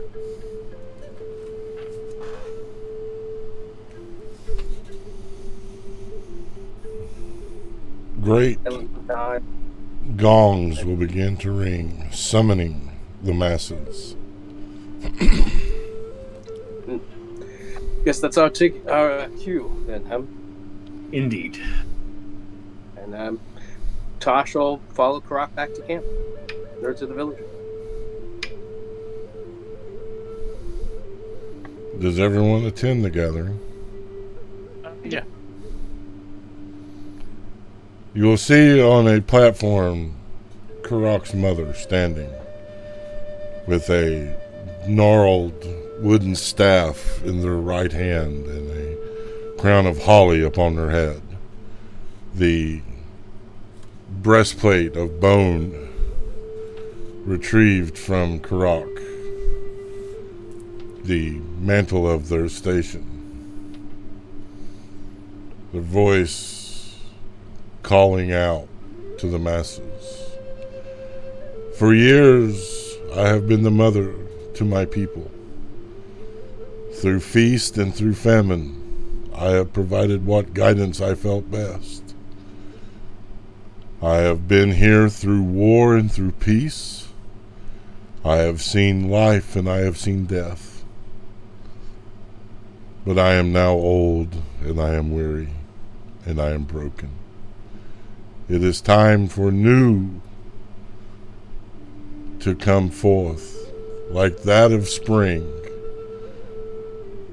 Oli, my child, it is time. Oli will look very surprised looking around. I make sure I meet Oli's eyes and I smile broadly. That sort of younger brother knowing smile that I knew this was coming and you didn't. She will cast you a look before she will tentatively step up onto the platform. The mother placing the wreath of holly upon her head, pushing the staff into her hand. You are now the mother of the people. Let the people say, welcome home. And you will all hear in Orc a cry that Karak you will know are the words, welcome home. Josh will even jump in with Common and say, welcome home. Dandy will say it in Gnomish. I make sure my voice is the loudest in Orcish. She will then be led off the back of the platform to an enclosed tent where the elders gather. That is, as it is time for the ceremony for her to take her place as the mother of the people.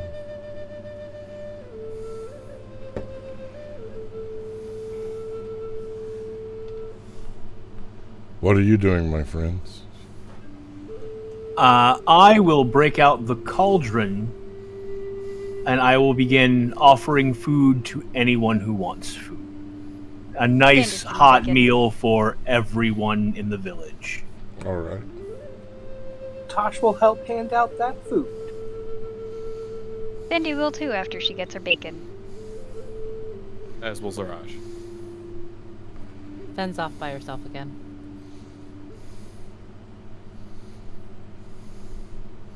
The people eat. They are celebrating. The ceremony inside that tent will last for 3 days.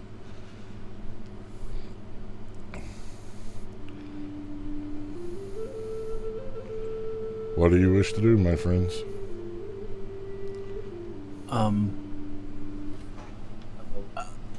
Hey, Karak. Yes.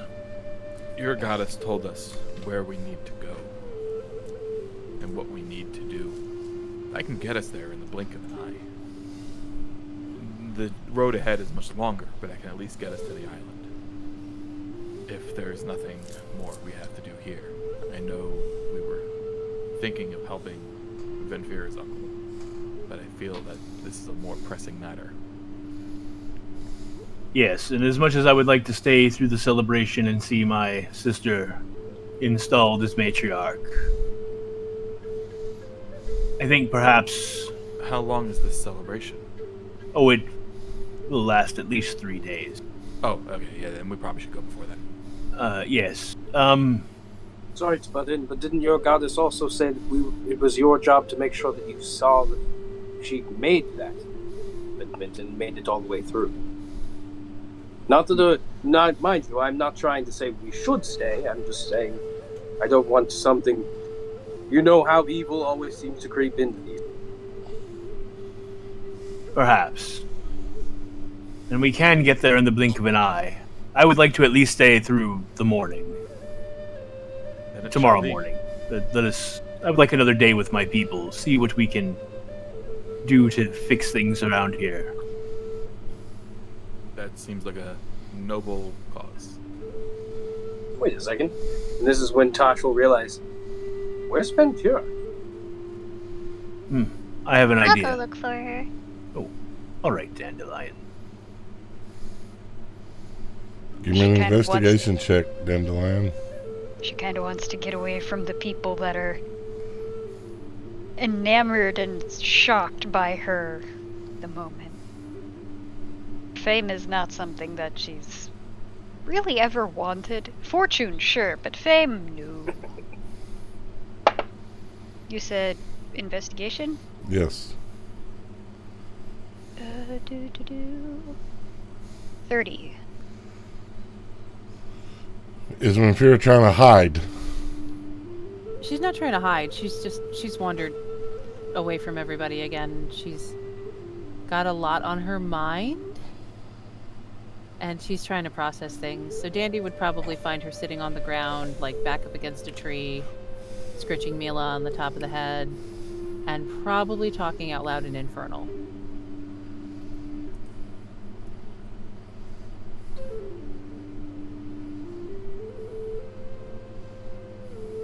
Hey, Venfira.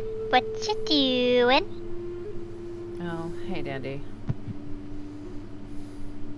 I've, just processing. It's been a rough couple of days for all of us. Yeah. You know, the day before I had to leave home, my friend Seamus, he showed me a vision. And I thought he was full of shit. And now I'm worried he was right. Sandy will sit down across from her and just listen. Just listen. I mean, he's a good guy. A little bit of a bullshitter, but she'll scrunch up her face like she thought of something and pull out a necklace from her bag that he gave her. It's 7 interlocked concentric circles. He gave me this, and I still don't know what the fuck it's for or what it means. Dandy, you know what this is. It's a lock.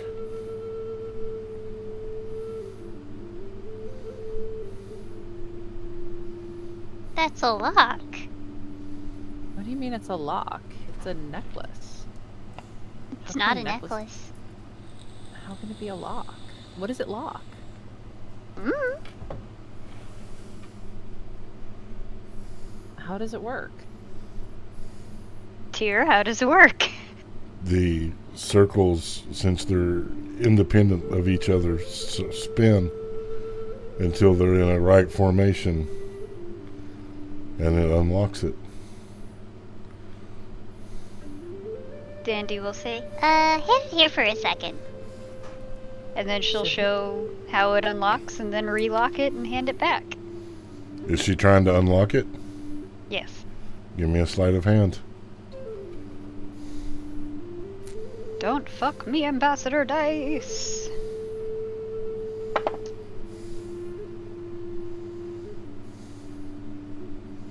A nat 20. Dirty, dirty 20. When it unlocks, there is a poof of smoke and a soft blue glow. The necklace will begin to writhe like a serpent, crawling towards Venfira, and will turn into a staff when it reaches her. Whoa. What the actual hell? I haven't seen one of them do that before. He told me it was a damn necklace and I'd know what it was for when the time came. I fucking hate that kind of shit. Why can't people just fucking tell us things, you know? I mean, with gods, it's one thing. They're supposed to be cryptic. Seamus just liked fucking with me.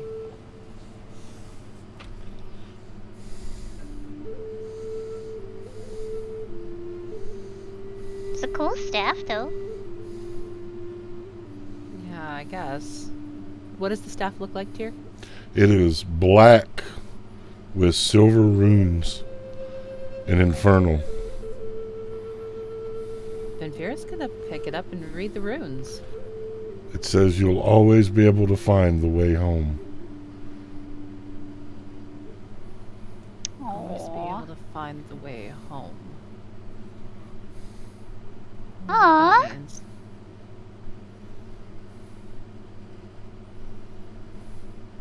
I wonder what it does. Hmm. I say don't experiment with it right now. Well, yeah, I'm not Tosh. I'm not gonna fiddle with it. Hi, Zoe Bug.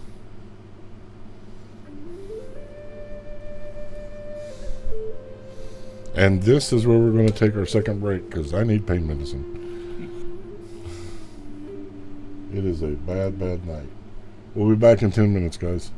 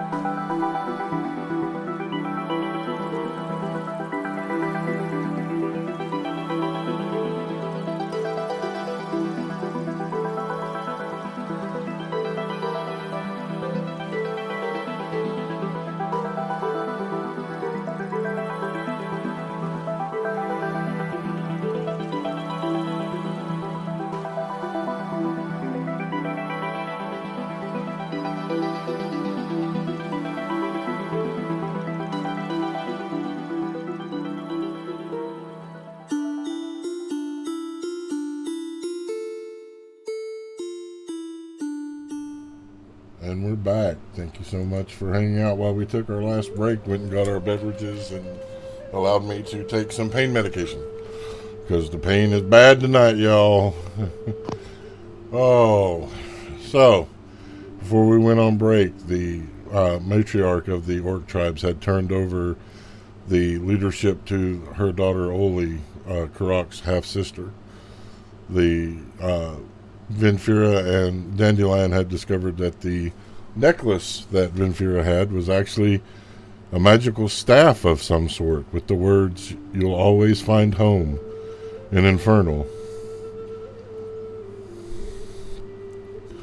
So, what do my players wish to do? Anything special? I want to find whoever the high priest is currently, Okay.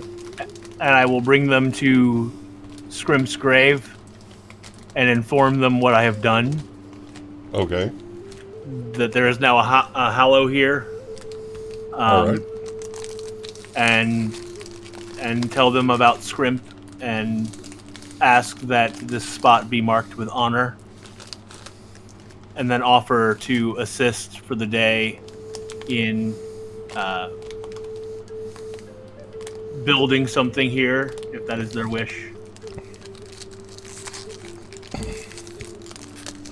They don't build things, they mark things in nature.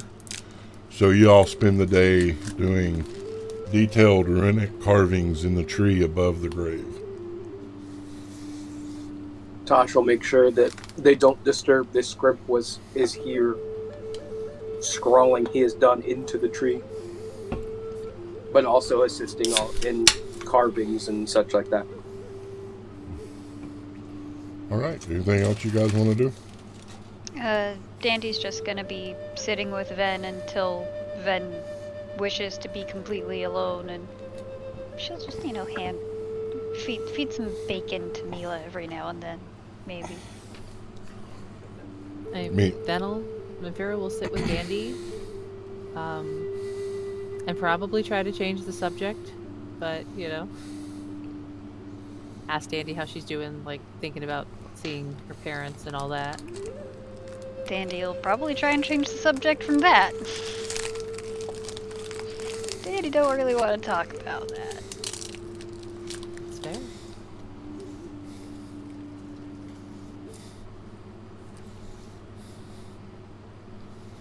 Unless Dandy asks Ven any specific questions, she'll probably just, chit-chat about what they've been through up to this point then.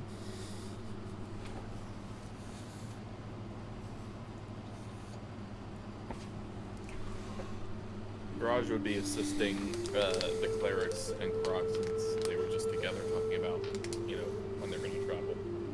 So make sure that, in accordance to their traditions, but also to keep the balance within nature. Okay. Then the day will pass, and night will come. Is there anything special you wish to do before taking slumber? I would like to find Vinfira.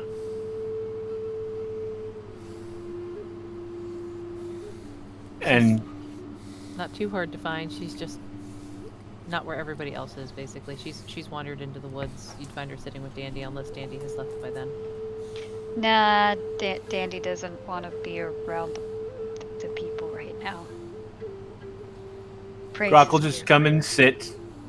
Scritch Mila.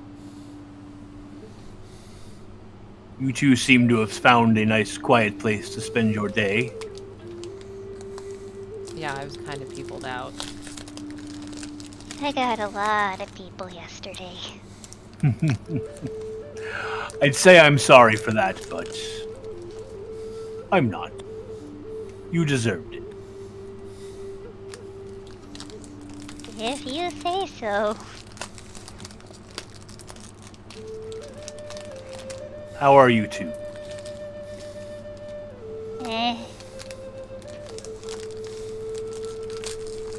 I understand. If you need to talk, you know I am here. And you know that whatever comes, I will stand beside you and offer you my full support.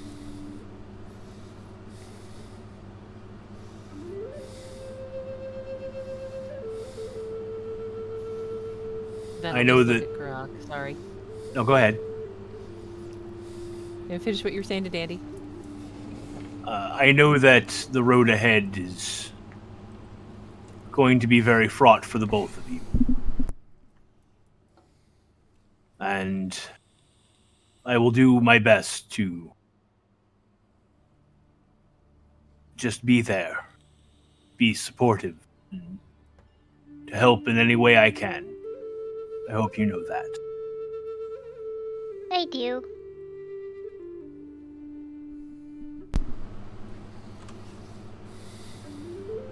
Vinfira will just kind of look at Karak. Shrug. You know what's on my mind. I know. Oh, but hey, there's also this. And she'll pick up the staff and show it to him. When you touch the staff, you will have a moment, a recollection, almost a montage, if you will, various times with Seamus, learning magic, the laughter, and every time you would go into his cottage, he would raise a similar staff and tap the door 3 times.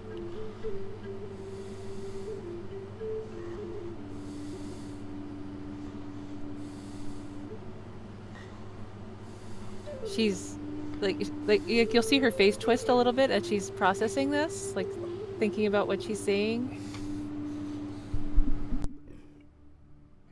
This is like the staff Seamus had. It is quite an elegant looking piece, well carved. Well, when he gave it to me, it looked like a necklace. Interesting. Dandy said it was a lock. She fiddled with it, and it turned into a snake, and then turned into a staff. After a poof. And she'll point at the silver runes. It's infernal. Says you'll always know the way home.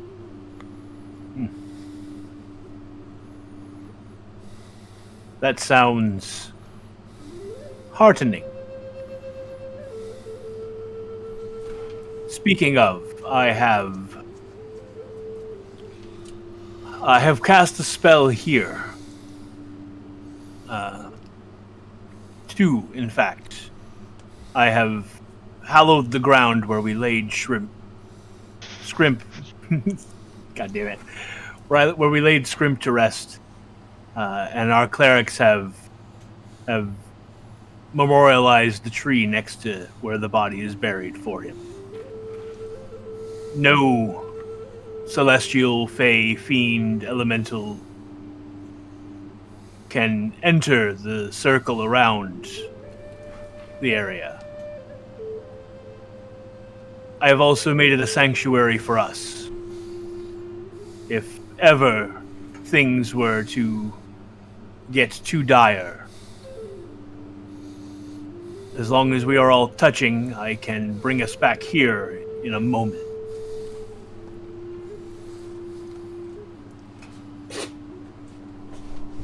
Oh, that's cool. So, we have options. Like I said, I know that the road ahead will be hard, especially for you two. But you have helped me save my people, and I will be there for you when it is time to face what is to come.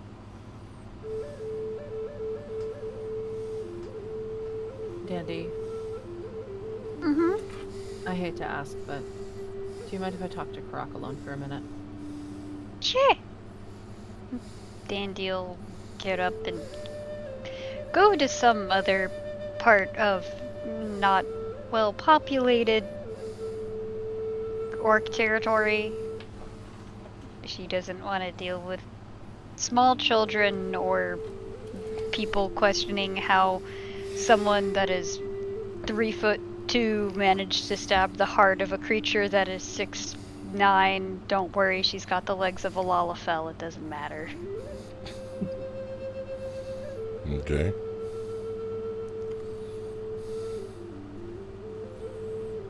You heard what your goddess said. Yes.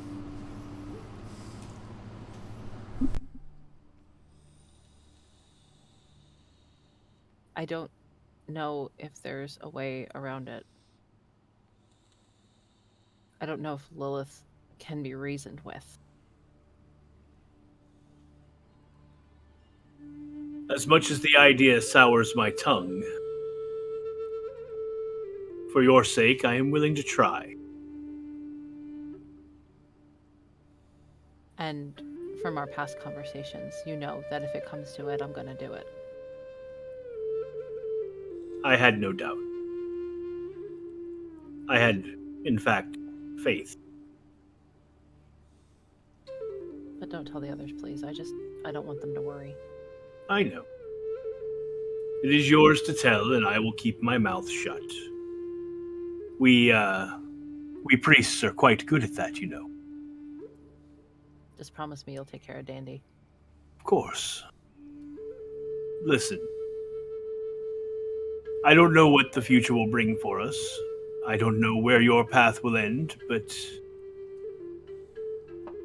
if it lies in Angramora, I know one thing for sure.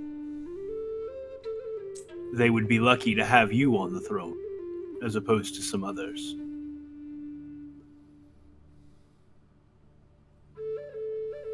Yeah, I'm pretty good at cracking heads and keeping people in line, I guess. Indeed.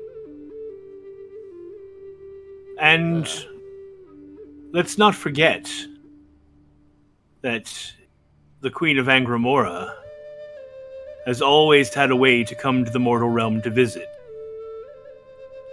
From time to time, she came as a wolf. Yeah, but she was also a goddess. I'm just some bitchy little half-elf. Who shared a soul with that goddess. Who shares Still doesn't power make me one. with that goddess. No. Perhaps, and he gestures towards the crown on your head. Perhaps It's that not crown... visible. It's not visible. Oh, right. So... And perhaps, in time, you will discover secrets to the throne that even you don't know. Yeah, well, all I know right now is that I'm gonna do whatever it takes to keep all of you safe. And I really don't give a shit. And I the same. And if that means making a bargain with Lilith, I feel sorry for her, actually. No one... She's being played? Yes. No one in this world has been more manipulated than that one. No one in this world deserves to make her own choices more than that one. Without some other force guiding her or cajoling her into doing as they will. Perhaps that is the way we reach her. Yeah, well, show if her. she can stop trying to stab me for 5 minutes, I'd be willing to try and talk to her. Well, to be fair, once or twice she has tried to talk to us. We have offered violence without words.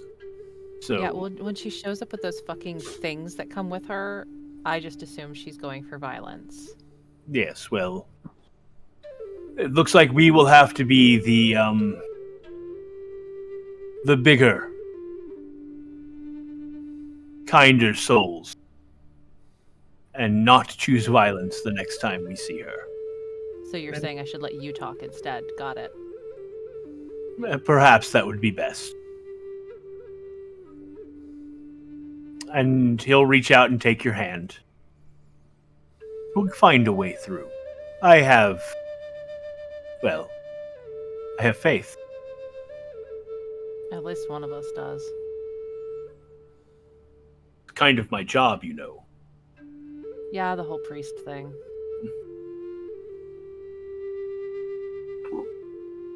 It's hard to have faith when, well, you already know.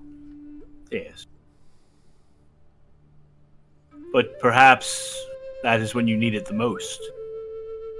And if you can't have faith in the world, or faith in the divine, you can have faith in us. For we are there for you. See, now that I have faith in. Hmm. You guys are my family. Yes. Always. Speaking of Papa Bear, Mama wasn't looking too happy yesterday. Maybe we ought to check on her. Yes, and I'm sure you could probably use some food. I know Dandy keeps bacon in her pouch, but that's not enough to sustain you. Yeah, maybe I ought to eat something. And the cauldron She is also set keeps up. bread and cheese.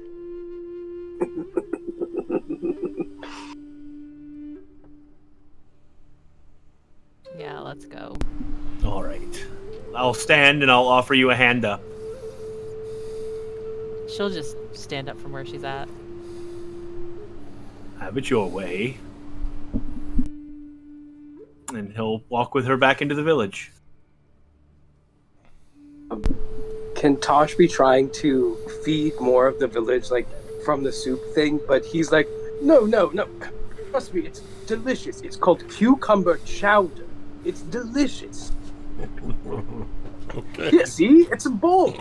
He'll take a bowl of it, he'll eat it, he doesn't taste anything. So it's Zaraj, the delicious here. vegetarian, is like, I don't know about that. And this is what we're walking into? Yes. He's trying to feed the village like he was doing earlier, but it's cucumber chowder, not cucumber sandwich milk. Then Fira's gonna walk over, look at what's in the bowl, look at Tosh. I see you're still a dumbass. Dandy's gonna be like around the back of Tosh, like examining, like, Where's the... Is there a button that makes him stop? It's delicious. It's refreshing. It's light. It's a chowder. I mean, who doesn't like chowder? The more things change, The well, more they stay the same. If somebody else takes over the bowl, can they change what comes out of it? oh yeah, Yes. anybody can ask the bowl for anything. Great, I'm gonna, like, hip check Tosh out of the way and start stirring it. And it's gonna be like a very hearty, like, lentil stew, like, with lots of veggies and lentils. It's gonna be like, stick to the bones good. Okay. The dice says that the orcs enjoyed the cucumber chowder, by the way. When I see that they're not enjoying the stew as much as they did the chowder, I look at Tosh and say, you know what? Sometimes I'm wrong. Wait. Before And before he gets back, let the rest of us get something that's palatable. What are you talking about? This is now a new cultural orc thing. You can love chowders. Here, try some. And he gets you a bowl and he has you try it. Fine, Raj is I'll take enjoying it. her But lentil then stew. I also reach into the bowl and I pull out a hunk of meat on the bone that is charred on the outside and raw on the inside, and it's horse. Orc Pinky! Good old Orc Binky. Just taking this with me. It probably will taste even better if you drizzle it over the top of it and really dig into it. See, look, who would have known chowder? Cucumber chowder. Dandy she'll sigh wearily and she'll try it. And the first spoonful, she'll just, Huh. You know, if you put the right seasonings with this, it would almost taste like a gnomish sauce that we put on lamb meat. Very close. Less zingy, more flat. Yeah. It Now I'm just needs some imagining dill. them eating bowls of tzatziki. And I'm like, oh god, it's even worse. I'd totally eat a whole bowl of tzatziki. I'm just saying. I like tzatziki. I don't know if I can do a whole, like, bowl's worth and what, like... I would bathe in this shit. Oh yeah. Oh, fuck yeah. Yeah, I'll You put give me it a- on give me things, but, like, I I was can't... gonna say, you give me enough hummus to dip in it, and yeah, I'll go all night. And while all this is happening, Venfira is standing there staring at you, Tosh. And if he hasn't already, because the last time Tosh saw her, she looked very alive. Her hair was that dark blonde. Her eyes were brown. If he hasn't noticed already, her hair is dark blue again. Her skin is very pale. Her eyes are ice blue again. Huh. You, You went back to your other look. I don't. You know, I think I like this look better. The hair looks nicer this way. Quiet. I didn't get a choice. Oh, this is not a cosmetic thing you're doing? This is... Oh, well that's... Well, I'm sorry, Ventura, that was...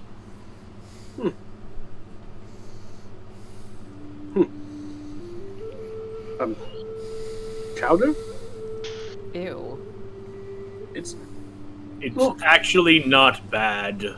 I don't like cucumbers. Well, that's fine. I can just be like, chowder!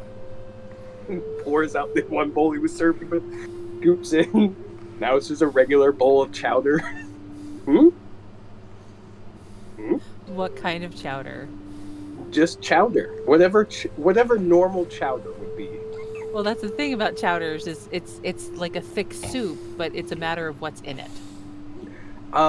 Probably the same chowder, just doesn't have cucumber in it, so it's just like thick water milk with potatoes. So it's thickened milk with potatoes. So it's a potato chowder. Pretty much.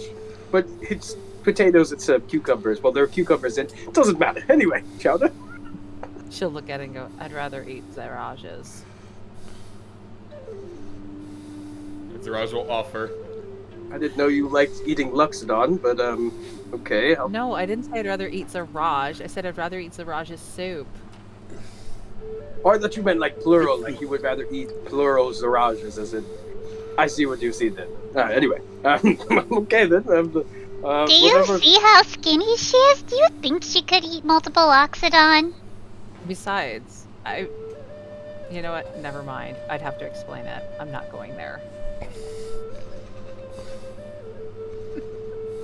Dandy's just gonna be really confused now, but her player understands.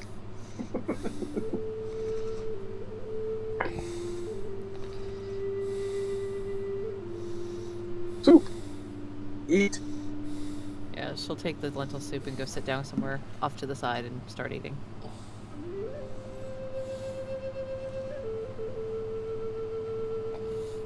So was Locke checking in with Ziraj?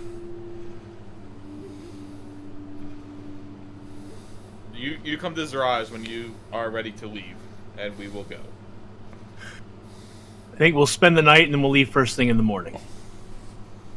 Great. That way I get those 2 really high-level spells I cast back. Then I'll go check on Ziraj after she eats something. Dandy will go with. Hey, girls. Hey, Mama. You holding You up call alright? her Mama? You Then I'll saying just that you feel the warmth of her heart radiating as she just gets this little glow about her hearing it come from your mouth. Oh. You didn't seem yourself yesterday. You alright? The news that we have to wake the old gods was troubling. And it is a dangerous road, and I know we've been down a dangerous road, but this is one I don't know if we may not come back from.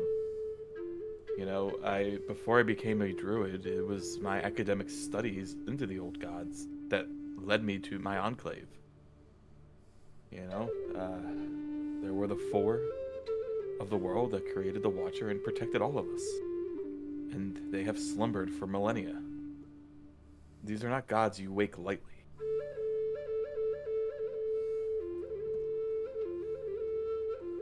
Yeah, Well, we are in unprecedented times. yeah, shit's kind of sideways. I just hope that when we awaken the gods, they see that it is for just cause, and we do not face their wrath. I also need to reflect and look at my research to figure out if we're waking all of them, one of them, whom we are waking. And that'll tell me how deadly it will be. Well, Lamergosh said that we had to wake 4 of them, didn't she?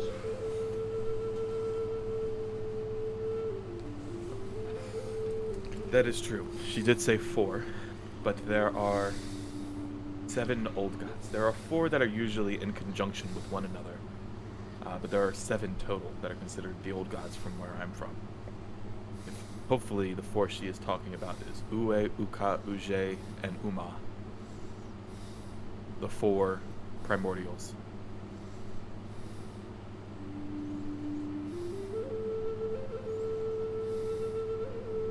Sounds like everybody got heavy shit to deal with.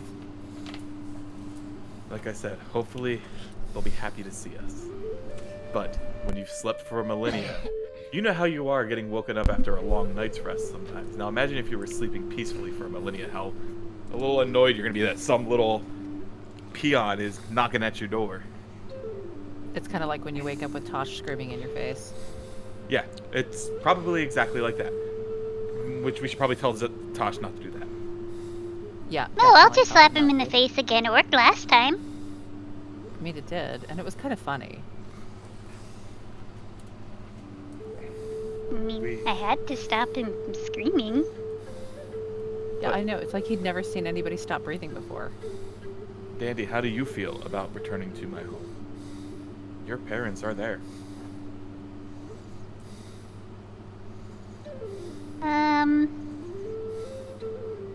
Great.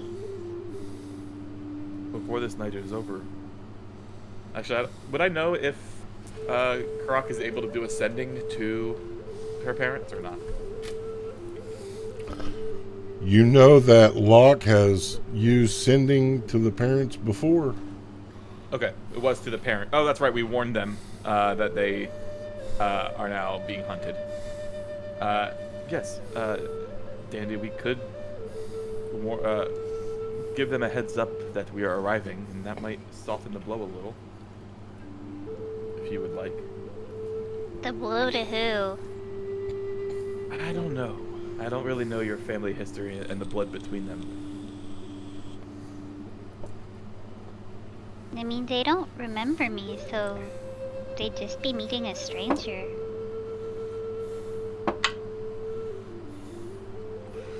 Dandy, you feel something press into your hand, and you hear a voice in your ear. It's soft and only you can hear it. Dandy Santy Gelbean Gigglebox Monfrey. How lovely to meet you here. I bring a present.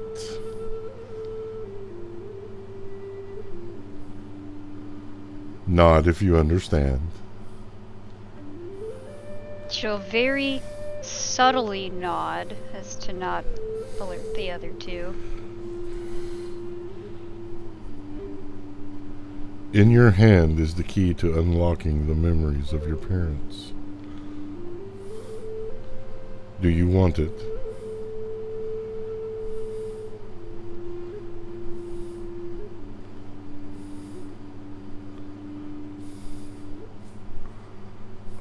I kinda have to wonder why you're even giving this to me.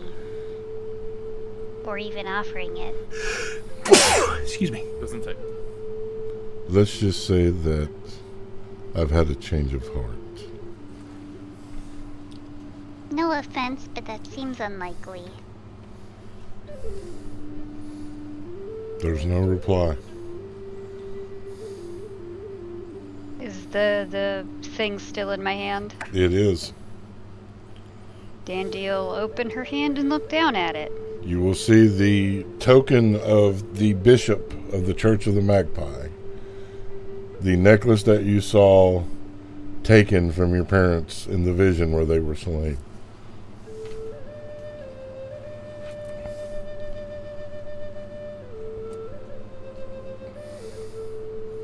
Dandy'll close her hand back around it and just pocket it. I need a sleight of hand check if you're trying to hide this from your party. 18. My passive is 19. Ziraj clocks it. Zaraj sees that she has something in her hand and is putting it away stealthily. looks Dandy to let her know she sees what you're doing, but she does not ask. She has enough respect for her fellow comrades to, if they would like to keep something secret, there's probably good reason. But she let her know that you need not hide a secret from me. All with a look.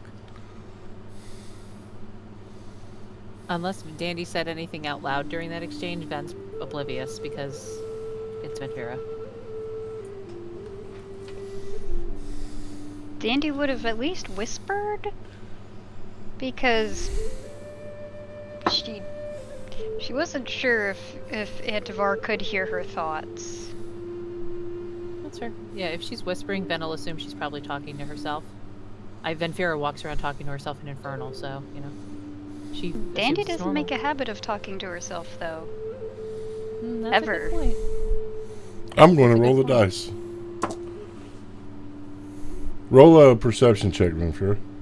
Okay, as soon as the kitten gives me my hand back. Nope. Thank you. That's my hand. Apparently I wasn't allowed to have my hand. She's sitting on one of them and had the other, like, in her paws, cleaning it. Aww. She's very sweet. It's 13 on the die. It's 2, so 15. Which is higher than my passive. You would have noticed her whispering and You're right, yeah. a tense look on her face. Fair. You're right, Dandy. Yeah, I'll be fine. Just worried about meeting your mom and dad. You could say that. I get it. I'd be worried about seeing my parents again. Can't even imagine from your point of view. So, did you want me to send them a message? I'm feeling like the answer was no, given you got that look on your face the second it was mentioned. I have a passive insight of 18, so I'm sure I clocked your change in demeanor the second that Antivar started talking to you. But I assumed it was because we were talking about sending a message to your folks, and did not. So I misread your motives, or the reason for the look.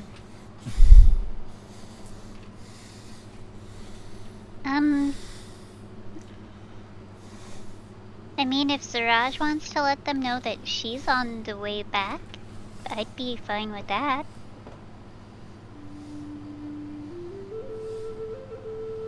Hey, Zaraj. Yes.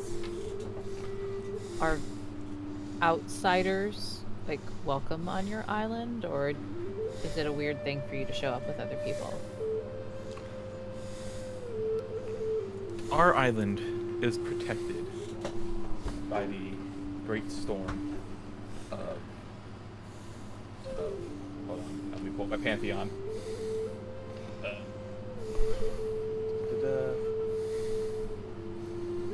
The great storm of Asus. This has kept our island safe from outsiders. But those who know the path and are true of heart are often let in.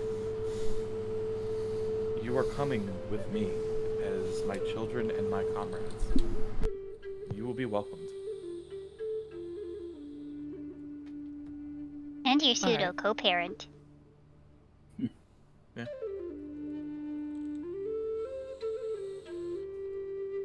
My wife will be much pleased to know that we have more children. I'm still not a child. Apparently, I'm not either. He's saying over his shoulder as he's helping feed more people. Tasha's soup kitchen.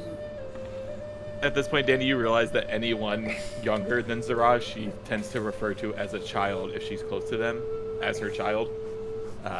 And you are much younger than Zaraj, and people can be adult children.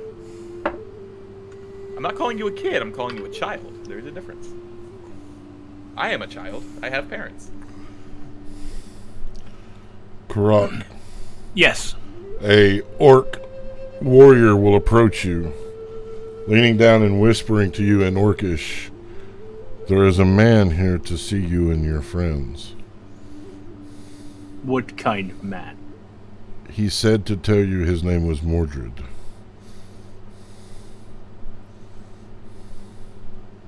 Bring him forth. And do show him respect. You will Patrick's reaction. You will see them lead a man dressed in black leather armor, long brown flowing hair, green eyes, an angry scar that runs from his temple all the way across his face, his lips, down to his collarbone. Being a warrior, this man instantly puts you on edge. The way he walks is as if he commands the very ground beneath him. The way his hands rest on the twin blades that he carries is as if they are a part of him. This man is dangerous. He will greet you in Elven. Hail, heroes of prophecy. Venfira will reply in Elven. They don't speak Elvish. You might want to switch to Common. Tosh will also reply in Elven. Hail to thee, man of danger.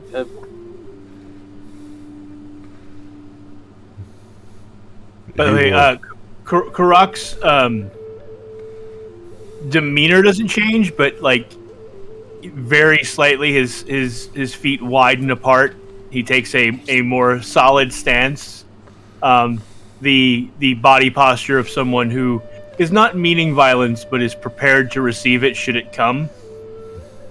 That sort of I was a bouncer. I'm relaxed. Oh wait, now it looks like there's trouble, and I slightly move my body so that now I'm prepared if something happens. He will nod to Venfira and to Tosh before speaking in Common. Hail, heroes of prophecy. Hail, journal writer. Ah, so you do have my journals. Most of it. Excellent. Then you are the right people. I hold up my wrist, showing him the bracelet. Dandy is eyeing him suspiciously, but she'll stay still for now. I've come to speak with you. I've come to answer questions. Interesting. Aren't you supposed to be dead? The rumors of my death were greatly exaggerated. Have you spoken to your child? Which one? Bane. I have not. He seeks you. He will find me when the time is right.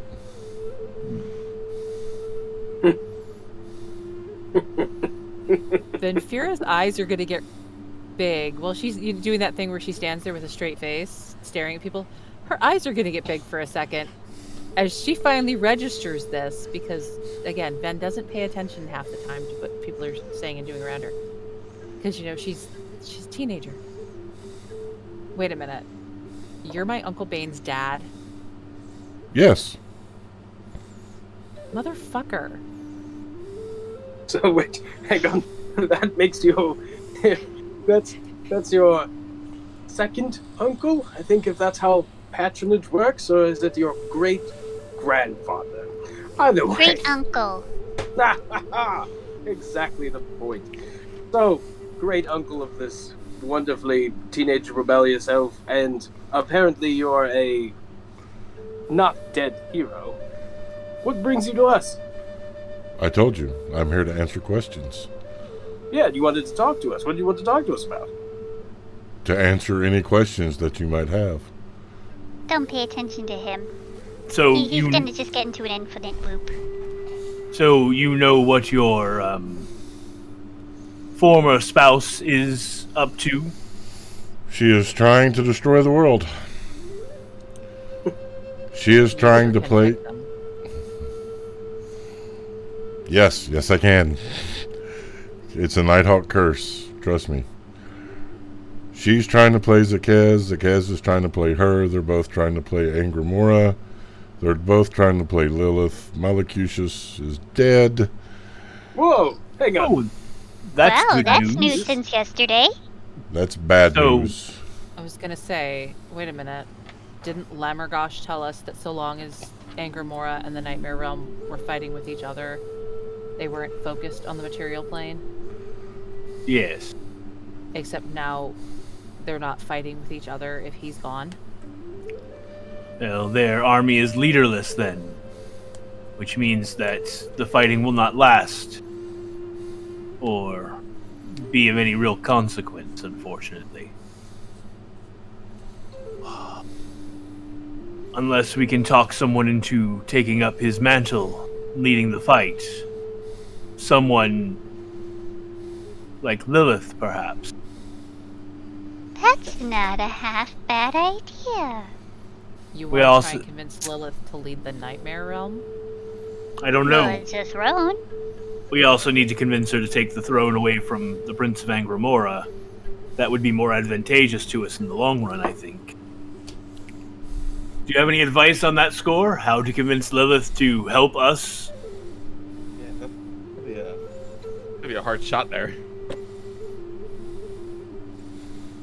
Lilith is a creature of love and passion. Appeal to that side of her.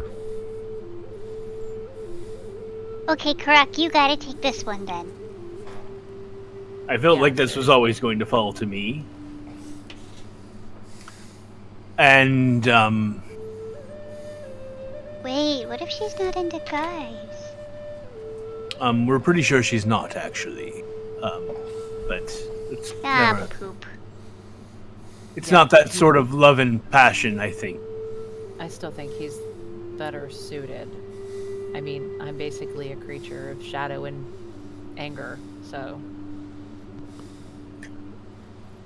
The legend says that it was her lost love who saved her soul, well, or gave her soul in order to stop Lilith and stop Malacushus entering the world, and that was what turned the tide of the battle of That the is Demon correct.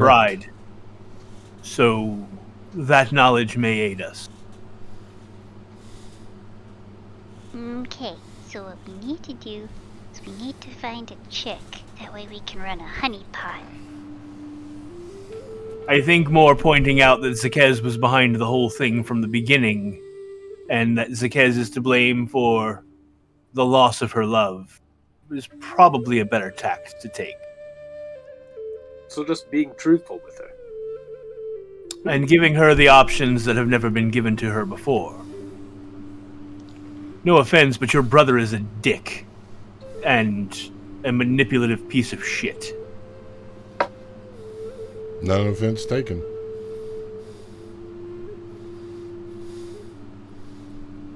So why now? Why are you here now?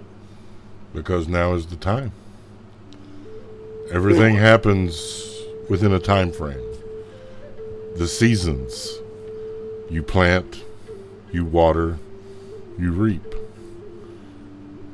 I have planted, I have watered, and you shall reap. I'm just here to provide any help that I may before my time comes to an end.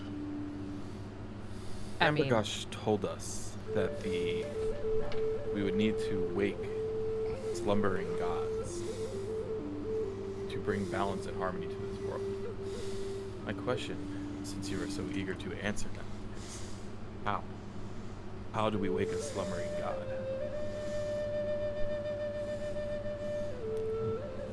The same way you wake anyone else. You shake them.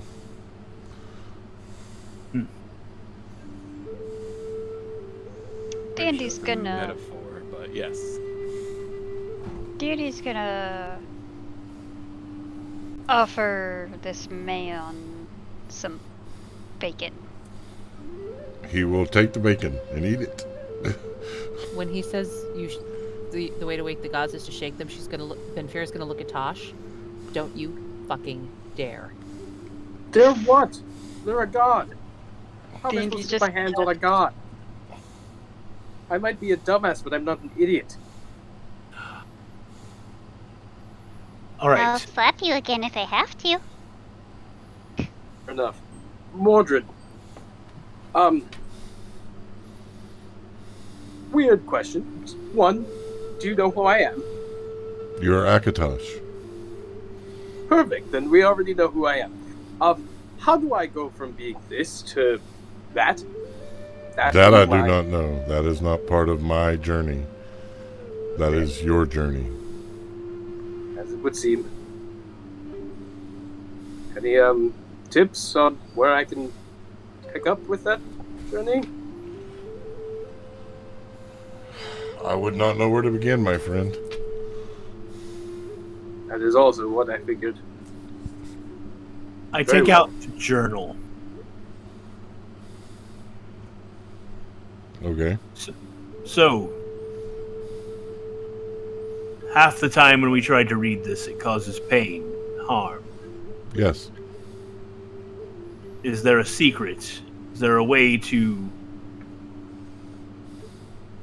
read it more clearly, to get information from it when we have need, when you're not here? Bleed for it. Bleed for. How much? Like, are we talking a drop, a trickle? A trickle. Okay, so not a full sacrifice. Gotcha. Good lord, what have you heard about me, Gnome? Well, I mean, given your brother and your former wife, you could imagine that it slightly taints the way we might view you or others who were involved in all of that business. Well, I don't know, we could have grabbed a chipmunk and bled it dry, I don't know. If you bleed on the book, you'll be able to read it without harming you. Actually, Tyr, how much does Venfira know? Or how much has she heard, I should say? Not how, no, but how much has she heard about Mordred Nighthawk? Given who her where mother she's is grown up. and where she's from, she would have heard everything.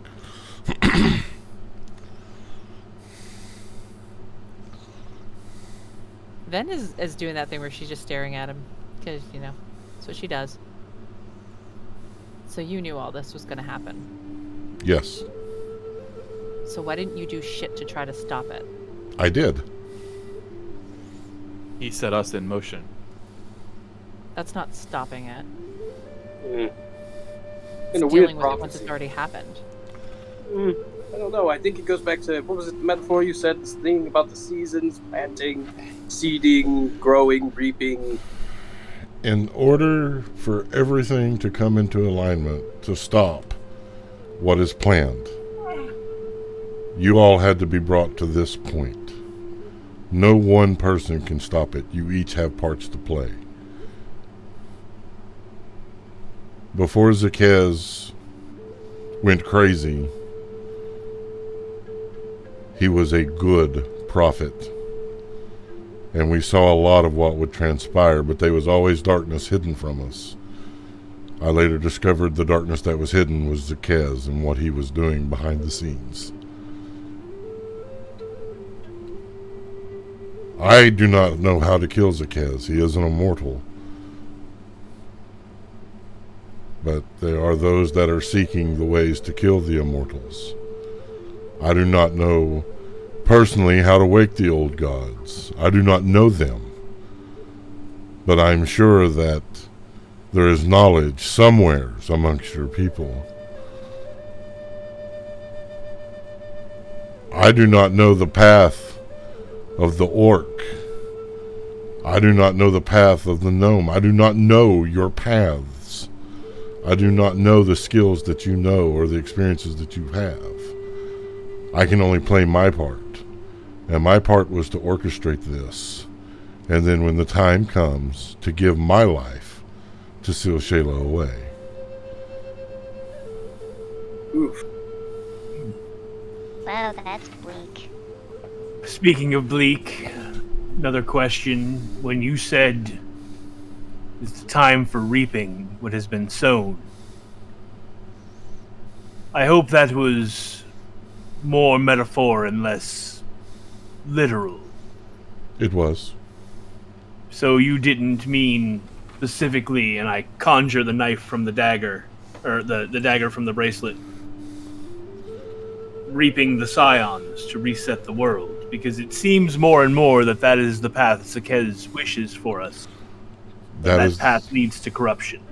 That is the path that Sakez wishes to happen. I do not. I dismiss the Okay. dagger.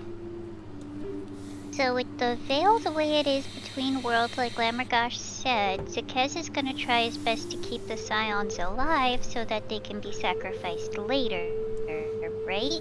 Correct.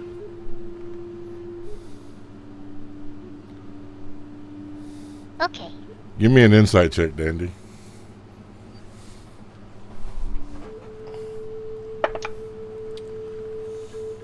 That's a 12. What is my insight?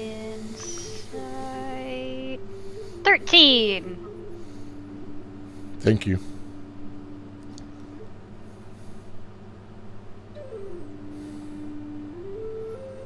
And I hate to ask this, but with the death of one of the players in the resetting of the world, would that, at this stage, foil Zakez's plans entirely? No. Zakez is in league with the one they call Dave and is controlling what goes through the veil and what comes back. So if a Scion were to die, he could ask Dave to let another through. Correct. See.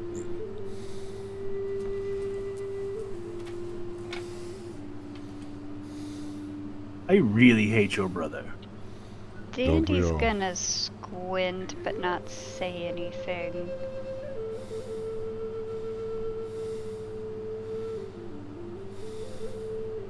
Because their player, I think, just figured out why you had me do the insight check. You can have Dandy try. You're not restricted because you failed the insight check.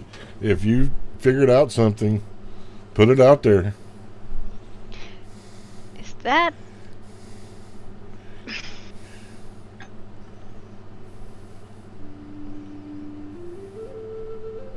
Now I can't remember his name. What is the dillweed that keeps trying to kill Dandy? Antivar. Antivar, thank you.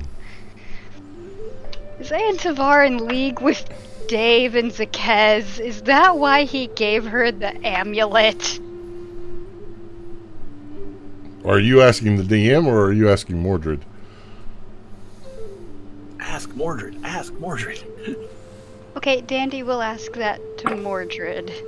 Specifically, if Antivar is in league with his brother. That's the specific question. No, Antivar has plans of his own. Antivar is trying to start a holy war. Okay, yeah, that tracks. All he needs to do is get his hand on the signet of the Red-Eyed Raven, and he can get his holy war. So far, he's been Poop. unable to do that, so let's hope that stays. What would... Wait, hang on. I'm... A holy war? But why a holy war? Actually, that's a good question. So the guilds can profit. Who Well- profits during a war? Those that Wait. control the information, those that control the weapons. Didn't we... So what you're saying is his little game is basically, what is that game that children play?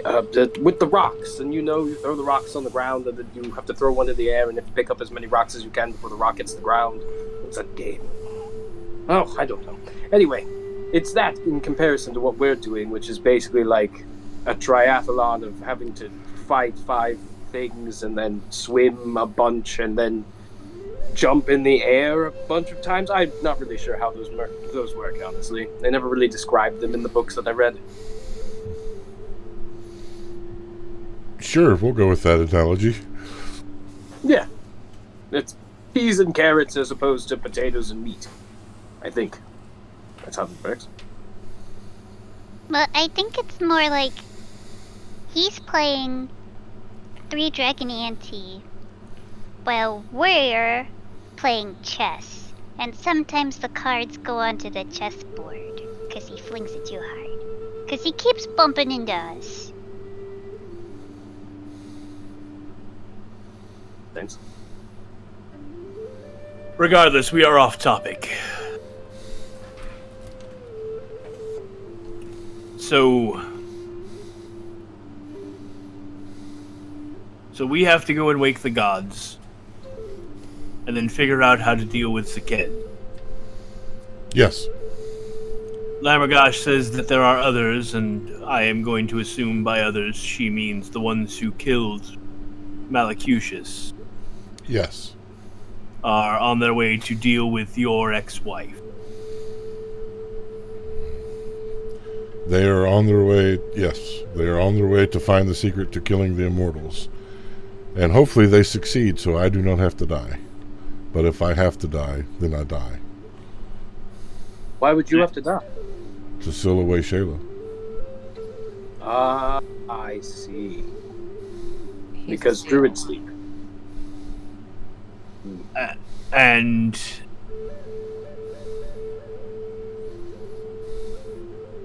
the information that this other group is seeking,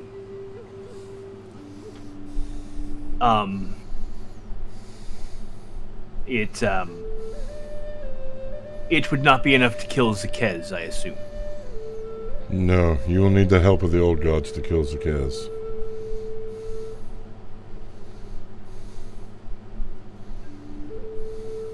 If we kill Zakez,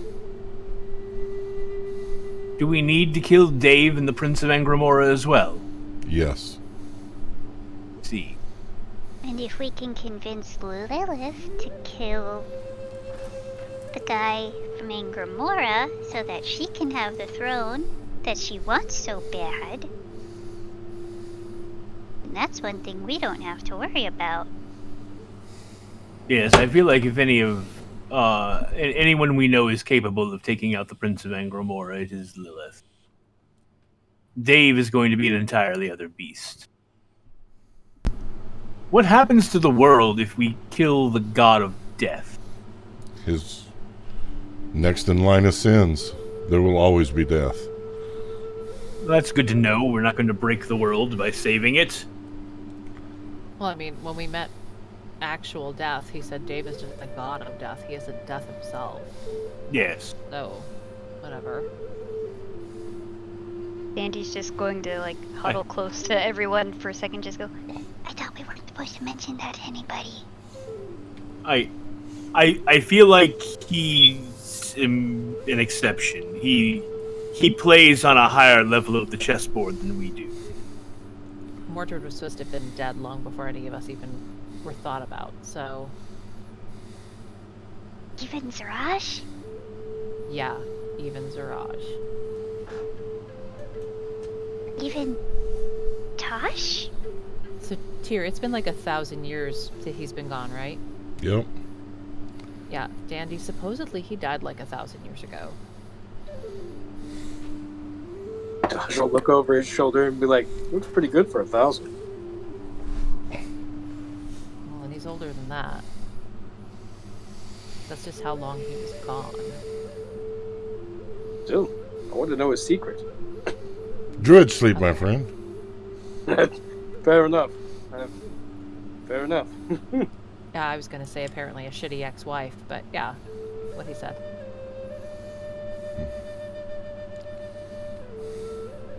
So, by the way, your ex-wife might have a sword that's kinda murdery.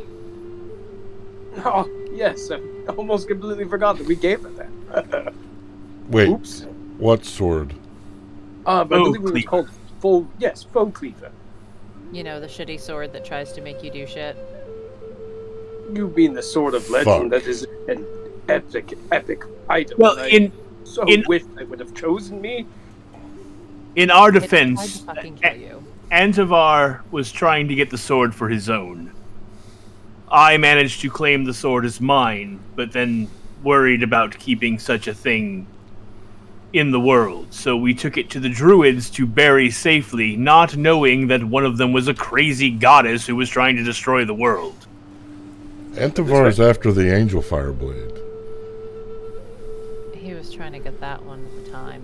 We don't know if he didn't know it was the wrong sword, or if he knew what it was. He almost killed me twice trying to get it. He thought that the temple we were in belonged to the Sisters of the Twisted Spear. Yes. Oh. It was not their temple, but the magic sword was there, and he attempted to claim it. And almost did, if I had not mastered the sword before he had a chance to. The sword almost killed Tosh twice. Unfortunately. Again, I really want that sword.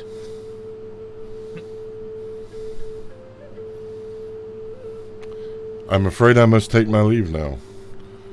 Things have changed and the timetables have changed. What? Seriously? Hang on. Last question, before you leave. That blade. Are there more of them? There are- Question mark? 3 blades.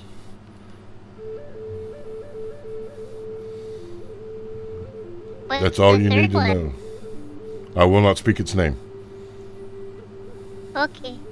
But do you want a bowl of soup before you go? No, thank you. My wife will kick my ass if I ruin my appetite.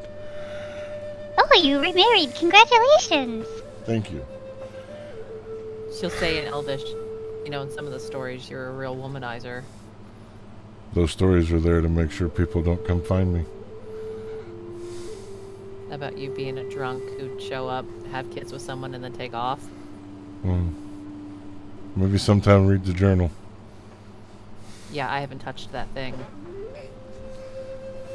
She'll push up her sleeve a little bit. Tyr, does the shadow swirl on her skin again the way it used to? Yes. She'll push his sleeve up a little bit and let him see. I never know how things will react, so I never touched it. There's the heroes that you need and the heroes that you see. In order to work in the shadows, sometimes you have to be a bad guy. He will Is stand, that all? bow, and vanish. For fuck's sake, and go see your son, god damn it.